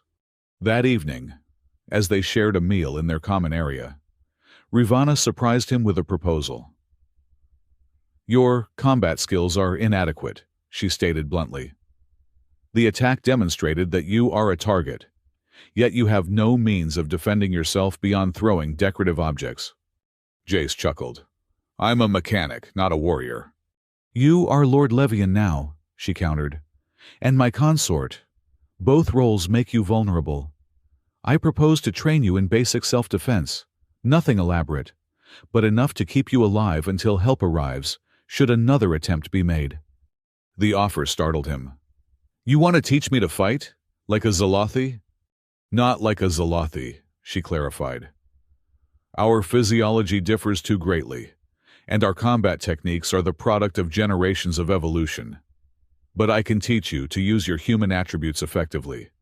You have good spatial awareness and quick reflexes, as you demonstrated with that vase. Jace considered the offer. It made practical sense, and beyond that, it represented another step in their evolving relationship, a willingness on Rivanna's part to share her expertise, to invest in his survival. I'd like that, he agreed. Thank you. Training began the next morning in a private exercise chamber adjacent to their quarters. Rivanna had arranged for the space to be secured and equipped with basic training aids. She arrived wearing what appeared to be Zolothi training attire, close-fitting but allowing full range of movement. She had provided similar garments for Jace, modified to accommodate human physiology. "The first principle of survival," she began as they faced each other on the training mats, "is awareness. Most beings are defeated before the first blow because they failed to perceive the threat." What followed was a challenging but fascinating lesson in spatial awareness, threat assessment, and basic defensive postures. Ravana was a demanding instructor, accepting no excuses but offering precise correction when needed. Despite the lingering soreness in his shoulder, Jace found himself energized by the training, both physically and mentally. Days turned into weeks as they settled into a routine that balanced political obligations with private moments of growing understanding. The training sessions continued daily, with Jace showing surprising aptitude for the defensive techniques Ravana taught him. In turn, he began to share his mechanical knowledge with her, explaining the principles behind the fusion drills and other technology he had mastered on Iridia 6. "Your understanding of systems is intuitive," she observed, after he had disassembled and reassembled a malfunctioning environmental control in their quarters. "You see connections where others see only components." "That's what kept me alive in the mining colony," Jace explained. "Understanding how things work together, not just individually. A drill isn't just a power source and a cutting head. It's how those parts interact that matters." "A principle that applies to more than machinery," Ravana noted thoughtfully. Their public appearances became less strained as genuine respect began to replace the initial tension between them. The imperial court noted the change, with speculation running rampant about the nature of their relationship. Chancellor Marquez seemed pleased by the development, if somewhat puzzled by how quickly the hostile commander had apparently warmed to her young consort. Elder Saran, however, appeared unsurprised. "Respect earned is more powerful than respect demanded," the elderly Zolothi remarked during a private meeting with the couple. "You have begun to find your balance." "We're trying," Jace acknowledged. "It's not what either of us would have chosen, but we're making the best of it. Sometimes the paths we would not choose lead to destinations we could not imagine," Elder Saran replied cryptically. As the weeks passed, intelligence reports indicated that the true Zolothi movement had been temporarily disrupted by the failure of their assassination attempt, but not destroyed. Security remained tight, with both Jace and Ravana receiving regular briefings on potential threats. During one such briefing, conducted in their private quarters, an intelligence officer mentioned a concerning development. "We have reason to believe sympathizers may have infiltrated the Spire's engineering staff. Several systems have shown signs of tampering, though nothing critical has been affected yet." Jace's interest was immediately piqued. "What kind of tampering, and in which systems?" The officer seemed surprised by the technical question from the young lord. "Power distribution nodes, primarily. Minor fluctuations, load imbalances, subtle enough that they could be attributed to normal variance." "But they follow a pattern?" Jace pressed. "Yes, my lord. The variations appear to be sequential, moving through the grid in what our analysts believe could be a test of vulnerability." Jace glanced at Ravana, who nodded encouragingly. "I'd like to see the data," he said. "I have experience with power systems from my work on Iridia 6. Perhaps I can spot something your analysts missed." The intelligence officer looked to Ravana, who fixed him with a stern gaze. "Lord Levian was a systems specialist before assuming his title. His expertise in this area exceeds that of many of your engineers." With authorization granted, Jace spent the next several days reviewing the power grid data, identifying subtle anomalies that the Imperial technicians had overlooked. His experience with the chronically failing systems of the mining colony had given him an almost intuitive sense for when machinery was being pushed beyond its normal parameters. "They're testing the fail-safes," he explained to Ravana as they reviewed his findings in their quarters. creating minor fluctuations to map how the system responds, where the redundancies kick in, which sections are prioritized during load shifting. To what end? She asked, studying the diagrams he had created. If I wanted to create a catastrophic failure that would bypass the automatic safeguards, this is exactly the data I'd need to gather first. Jace pointed to several nodes on the schematic. These are the vulnerable points, where one failure could cascade into others if timed precisely. Rivanna's expression grew grave. We must take this to security immediately. The Imperial Security Chief, a veteran Zalathi warrior named Krell, was initially skeptical of the analysis provided by the young human lord. But as Jace walked him through the technical details, pointing out vulnerabilities that even the Spire's engineers had not fully appreciated, Krell's doubt turned to concern. These patterns suggest preparation for a major attack, the security chief concluded. But we cannot simply shut down the suspected infiltrators. That would alert them and potentially trigger whatever plan they have in motion. We need to let them think they're succeeding, Jace suggested. While preparing our own countermeasures, a strategy was developed. Security personnel would be positioned at critical junctions throughout the power grid, ready to intervene manually if necessary. Meanwhile, a secondary system would be prepared to take over essential functions should the primary grid fail. Most importantly, the suspected infiltrators would be allowed to continue their work under careful observation, in hopes of identifying their full network before making arrests. For 3 tense days, Jace divided his time between his public duties as Lord Levian and private consultations with the Spire's engineering team. Rivanna remained close, her combat experience proving valuable as they planned for various contingencies. On the 4th day, their vigilance was rewarded. The monitoring systems Jace had helped install detected a significant unauthorized access attempt at one of the main power distribution hubs. Security moved in quickly, apprehending 2 technicians in the act of installing what appeared to be a sophisticated override module. The captured saboteurs, however, triggered a deadman protocol, a signal that alerted their accomplices that the operation had been compromised. Throughout the Spire, systems began to fail as pre-planted devices activated simultaneously. Jace was with Rivanna in the security center when the attacks began.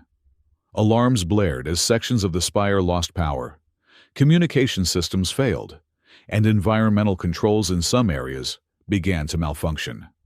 They're forcing an evacuation, Jace realized, studying the pattern of failures, creating chaos to cover something bigger.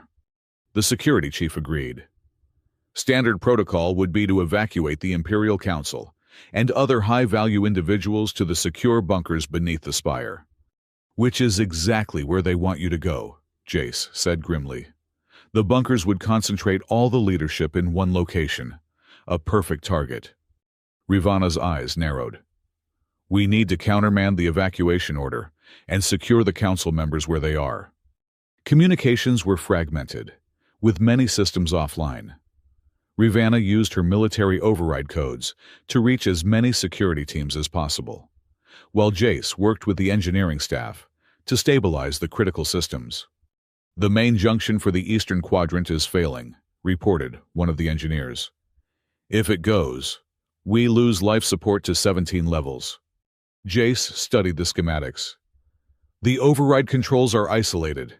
We can't access them remotely. Someone needs to go there physically and manually reset the system, the engineer confirmed. But with the automated security in disarray, the corridors to that section are dangerous. We've lost contact with 2 teams already. Jace exchanged a look with Rivanna. I know power systems. You know combat. Together we might have a chance. She nodded without hesitation. Prepare what you need. We leave immediately. The journey through the compromised sections of the Spire was harrowing. Emergency lighting cast eerie shadows across corridors that had once seemed elegant and welcoming. Automated security drones, their programming corrupted by the saboteurs, patrolled randomly, some simply malfunctioning, others actively hostile. Ravana moved with the fluid grace of a born warrior, neutralizing threats before they could fully materialize. Jace followed closely, carrying the tools and components they would need to restore the junction. His training sessions with Ravana proved invaluable, as he evaded dangers she couldn't immediately eliminate. They encountered scattered groups of civilians and staff, directing them to secure areas where possible. The chaos was clearly serving its purpose, creating a situation where normal protocols broke down and security became increasingly difficult to maintain. When they finally reached the power junction, they found it in worse condition than anticipated. The saboteurs had physically damaged key components, not just reprogrammed them. Smoke filled the chamber, and sparks erupted from overloaded circuits. "Can you fix it?" Ravana asked, positioning herself to guard the entrance. Jace assessed the damage grimly. "Yes, but it will take time, and I'll need to shut down the remaining power to this section first. We'll be in complete darkness for at least 2 minutes." "Do what you must," she replied, drawing a small Zolothi weapon that emitted a soft blue glow. "I can see well enough with this." Jace worked quickly, his years of improvising repairs in the mining colony proving invaluable. With the main power cut, he used a portable diagnostic tool to identify the sabotaged components, replacing some and bypassing others. His fingers moved with practiced precision, despite the dim lighting and periodic sounds of combat, as Ravana engaged threats in the corridor outside. "Incoming!" she called sharply. "Multiple hostiles, heavily armed. The saboteurs must have realized what we're doing." "2 more minutes," Jace responded, not looking up from his work. "I've almost reconstructed the primary circuit." "You have 1 minute," she corrected, moving to a more defensive position. "They will be here sooner than that." The sounds of combat grew closer. Jace forced himself to focus on the delicate connections before him, trusting Ravana to keep the danger at bay just a little longer.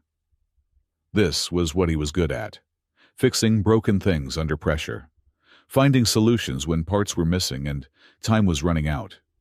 A particularly loud explosion shook the chamber, followed by an eerie silence. Jace glanced up, fear spiking through him. "Ravana?" "Still here," came her reply, though her voice sounded strained. "But not alone. Finish your work, Jace." The final connections were the most critical. One wrong move could cause a feedback surge that would destroy not just this junction, but others throughout the grid. Jace took a deep breath, steadying his hands. With methodical precision, he completed the circuit reconstruction and initiated the restart sequence. Lights flickered, died, then steadied as the junction came back online. Emergency systems throughout the eastern quadrant began to reset, restoring life support and communications. Jace allowed himself a moment of satisfaction before turning to assist Ravana. The scene at the entrance stopped him cold. Ravana stood at the center of a half-circle of attackers, at least 6 figures in the dark attire of the true Zolothi movement. She had positioned herself to block the doorway completely, preventing any of them from reaching Jace or the restored junction. Blood, a strange, crystalline fluid that caught the light in mesmerizing patterns, seeped from a wound in her side, but her stance remained unwavering.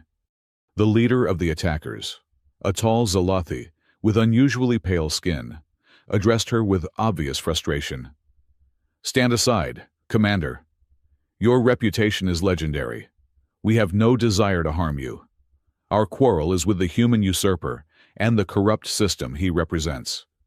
"Your quarrel is with the peace our peoples have built," Ravana replied, her voice steady despite her injury. "I stand where duty and honor require." "Honor?" the leader scoffed. "What honor is there in being bound to a human child? In being paraded as a symbol of Zolothi submission? The consort bond is a chain. Commander, we offer you freedom." Jace moved forward slowly, coming to stand beside Ravana despite her warning glance. "She's not bound to me," he said clearly. "I'm bound to her." The attackers seemed startled by his sudden appearance, and even more by his words.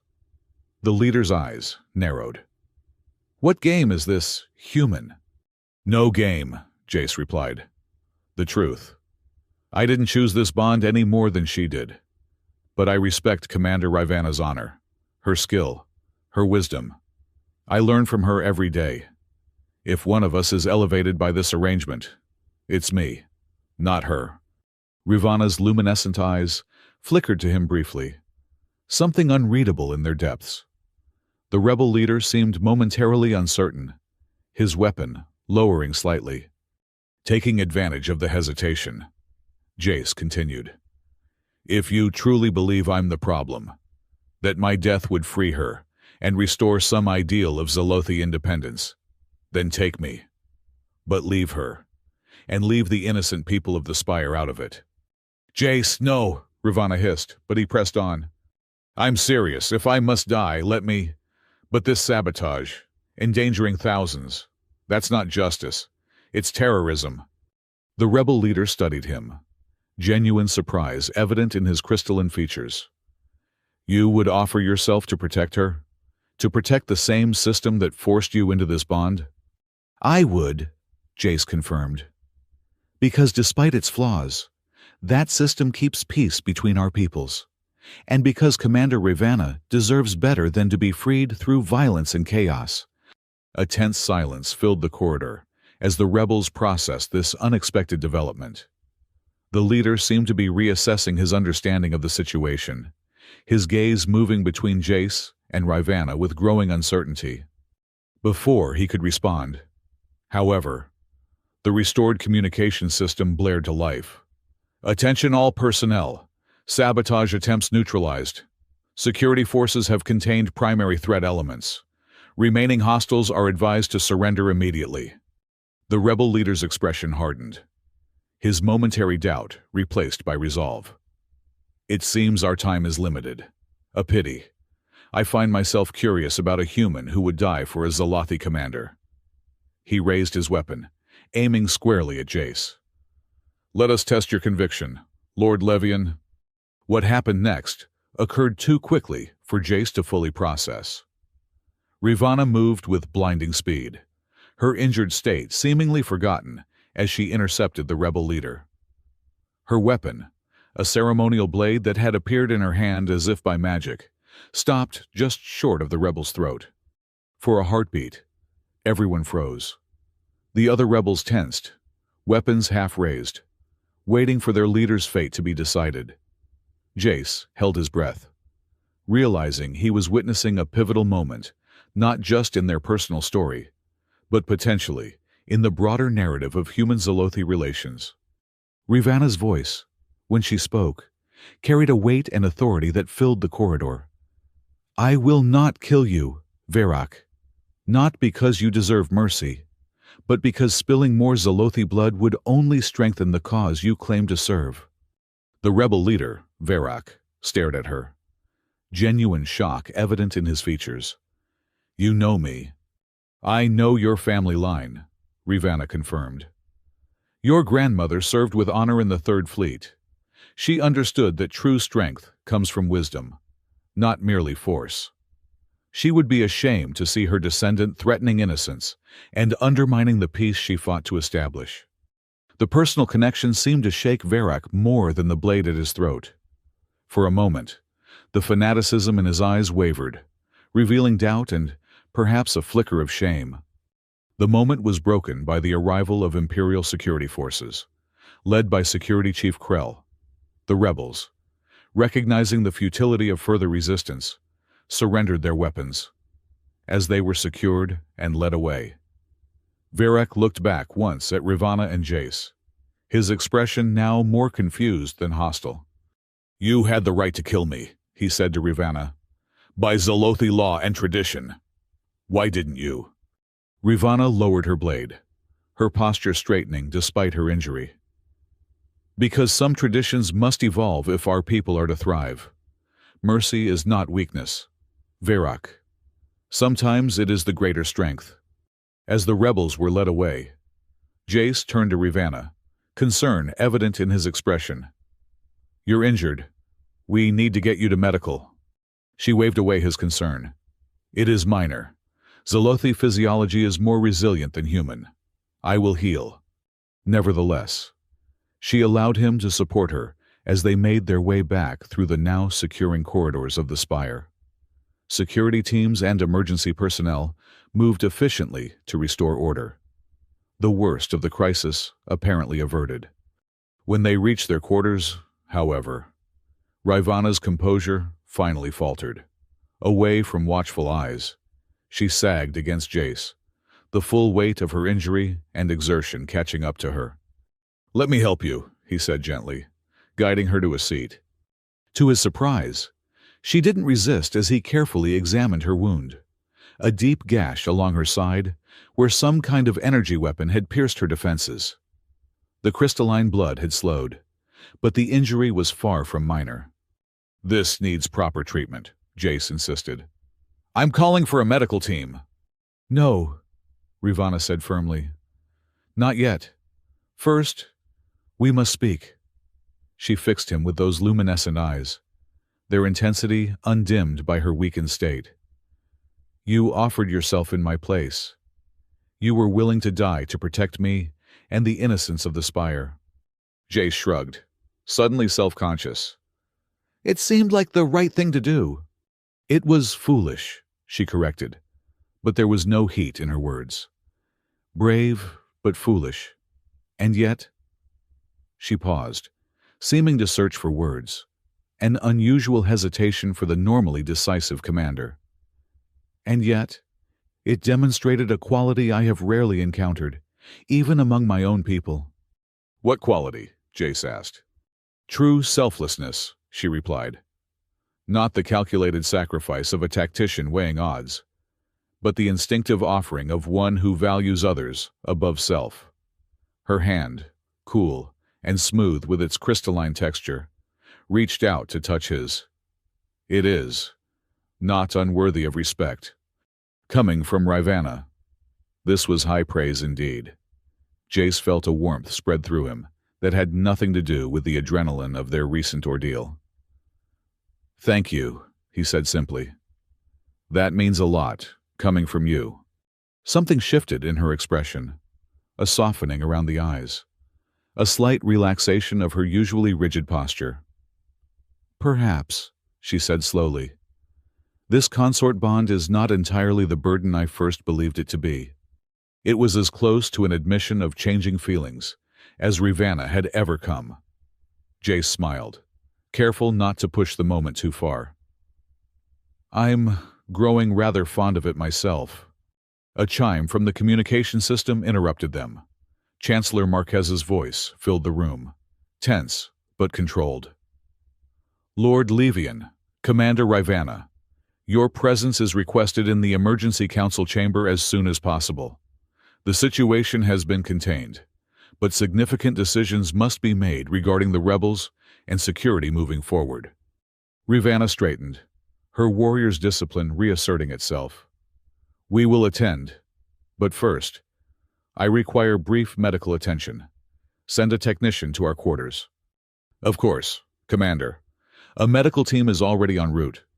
As they prepared to face the political aftermath of the attack, Jace found himself reflecting on how far they had come in the weeks since his arrival on Aurelian Prime. From reluctant strangers thrust together by ancient protocols to partners who had faced danger side by side. It wasn't the relationship either would have chosen, but it had become something neither would have predicted. The healing of Rivana's wound proceeded quickly. Zolothi physiology, proving remarkably resilient with proper treatment. The political healing, however, would take longer. The attack had exposed deep fractures within the Imperial Alliance, not just the obvious extremism of the true Zolothi movement, but more subtle tensions between traditional power structures and the changing realities of interspecies cooperation. In the weeks that followed, Jace and Rivana found themselves increasingly central to these discussions. Their unique perspective, as unwilling participants in an arranged bond who had nevertheless found common ground, made them unexpected voices for reform within the rigid imperial system. The consort bonds were created in a different era, Jace argued during one particularly heated council session. They served their purpose in establishing initial trust between our peoples. But perhaps it's time to evolve beyond forced unions toward more voluntary forms of alliance. Elder Saran, who had become something of a mentor to both of them, supported this position. Traditions must be honored, but not at the expense of growth. What worked in the aftermath of conflict may not serve us best in an era of established peace. Chancellor Marquez and the more conservative elements of the council resisted these ideas initially, citing the stability provided by the traditional arrangements. But as public support grew for the young Lord Levian and his increasingly respected Zelothi consort, even the staunchest traditionalists began to consider compromise. Through it all, Jace and Rivana's private relationship continued to evolve. The training sessions expanded to include not just combat techniques, but cultural exchange. Rivana teaching Jace the intricacies of Zelothi philosophy and art, while he shared with her the practical ingenuity and adaptability that had defined his life on Iridia 66. "Your people create beauty from necessity," Rivana observed one evening as Jace showed her how to repurpose common components into a small but elegant light sculpture. Zelothi art is often ceremonial, created for tradition rather than practical use. There is wisdom in both approaches. "Balance in all things," Jace quoted from the Zelothi texts she had been teaching him. "Neither purely practical nor purely ceremonial, but finding the harmony between." She smiled, a genuine expression that had become increasingly common in their private moments. "You learn quickly, human boy." "I have a good teacher," he replied. The term human boy had evolved from an initial dismissal to something closer to an endearment, though neither acknowledged this shift explicitly. As the one-year anniversary of Jace's arrival on Aurelian Prime approached, Imperial protocol dictated a formal reassessment of the consort bond. Traditionally, this was a mere formality, a reaffirmation of the political arrangement with perhaps minor adjustments to the terms based on changing circumstances. But in the wake of the attempted coup and the growing movement for reform, this particular anniversary took on greater significance. Rumors circulated throughout the imperial court that Lord Levian and Commander Rivana might use the occasion to propose substantial changes to the consort system as a whole. The night before the ceremony, Jace and Rivana sat together on the balcony of their shared quarters, watching the twin suns of Aurelian Prime sink toward the horizon in their perpetual dance. A year ago, they had been strangers, forced together by circumstance. Now, they moved comfortably in each other's space, their initial hostility transformed into something neither had anticipated. "Tomorrow will change many things," Rivana observed, her luminescent eyes reflecting the sunset's colors. "The Council expects us to simply reaffirm the traditional bond with minor adjustments." "And what do you want to do?" Jace asked, studying her profile. At 18, he had grown taller over the past year, though still not matching her Zelothi height. His experiences had matured him as well. The naive colony boy, now tempered by politics, danger, and the complexities of an interspecies relationship. Rivana turned to face him fully. "A year ago, I would have sought any opportunity to dissolve this bond. I saw it as a chain, binding me to a human child for political convenience." "And now?" Jace asked quietly. "Now I see differently," she admitted. "You have shown courage, wisdom, and honor that would be respected even among the Zelothi. Our forced beginning does not dictate our future path." Jace's heart quickened at her words. "Are you saying you want to maintain the bond?"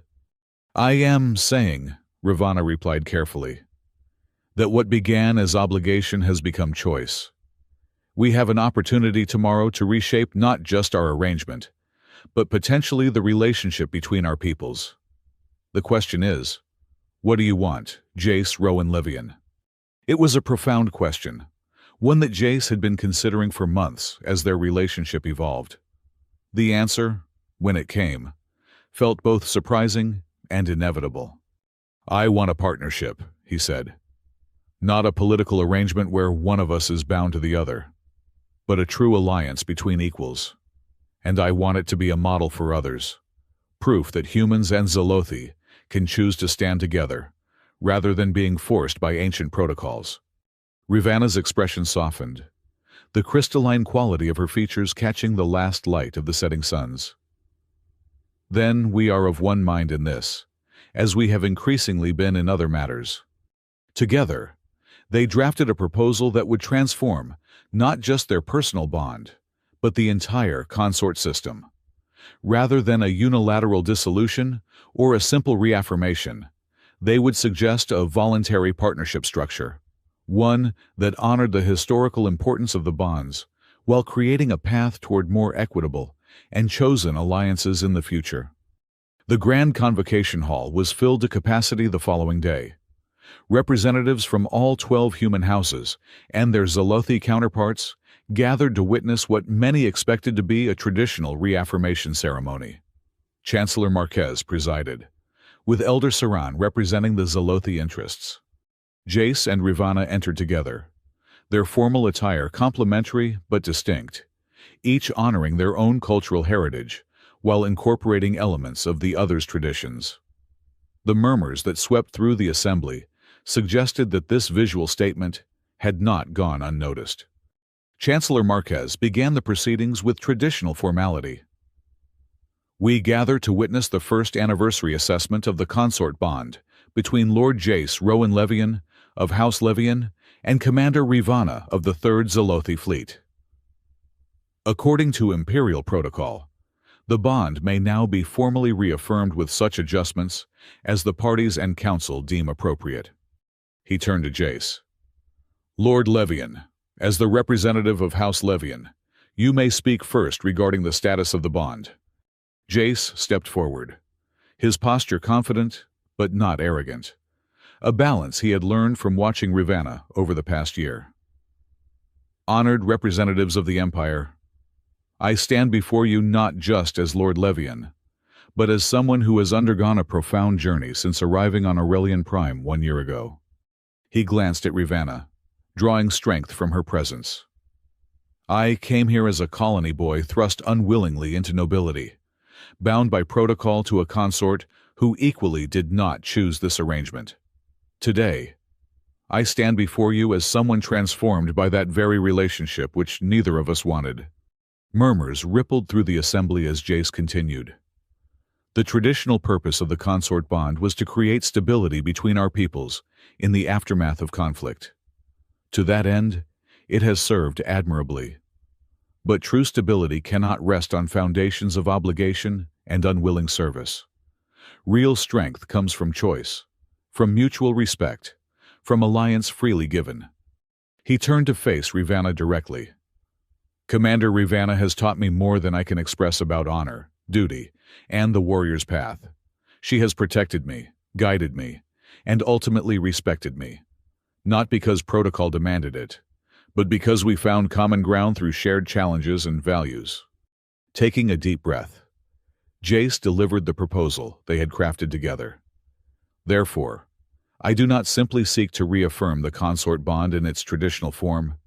Instead, I offer something new, a dissolution of the obligatory bond, replaced immediately by a partnership of equals, entered into by mutual choice rather than ancient decree. Gasps and exclamations filled the hall. Chancellor Marquez looked stunned, while Elder Saran's eyes gleamed with what might have been approval. This is unprecedented, Marquez sputtered. The consort bonds are foundational to our alliance structure. To dissolve one voluntarily, not to end it, Jace clarified, but to transform it, to move from obligation to choice, from the past to the future. He extended his hand toward Rivanna. If Commander Rivanna chooses to accept, all eyes turned to the Zolothi commander as she stepped forward. Her luminescent gaze swept the assembly before settling on Jace. When I was awakened from stasis 1 year ago, I found myself bound to a human boy I had never met. For political purposes I had not chosen. I was angry. I felt dishonored. She moved closer to Jace, her voice carrying clearly through the hushed hall. But, in the time since, I have witnessed courage, intelligence, and integrity that would be respected in any Zalothi warrior. I have seen a willing student become a capable fighter. I have watched a colony mechanic adapt to imperial politics with surprising skill. A hint of a smile touched her lips. Most importantly, I have seen a person who values others above himself, who offered his life for mine when he could have escaped, who sought to understand my culture rather than impose his own. These are not the actions of someone I am obligated to tolerate. These are the actions of someone I would choose to stand beside. She accepted Jace's outstretched hand, a public display of connection that sent another wave of murmurs through the assembly. I accept Lord Levian's proposal. Let the obligatory bond be dissolved, and in its place, let us forge a partnership of choice, one that might serve as a model for the future of human-Zalothi relations. Elder Saran stepped forward from his position among the Zalothi officials. This is wisdom, the elder pronounced. Our peoples have moved beyond the suspicions and wounds that necessitated the original bonds. It is fitting that our methods of alliance evolve as well. Chancellor Marquez looked less convinced, but as the Assembly's response grew increasingly positive, he recognized the shifting political winds. If this is the will of both parties, and appears to have support from both human and Zalothi representatives, the Council will consider the proposal. What followed was several hours of intense discussion as the legal and political implications were debated. Throughout it all, Jace and Rivanna stood united, addressing concerns and explaining their vision for a new kind of partnership, one based on mutual respect and voluntary association rather than obligation. By day's end, a historic decision had been reached. The traditional consort bond between House Levian and the Zalothi Imperium would indeed be dissolved, replaced by a new form of alliance that would serve as a template for future relations. Other consort pairs would be given the opportunity to transition to this new model if both parties agreed.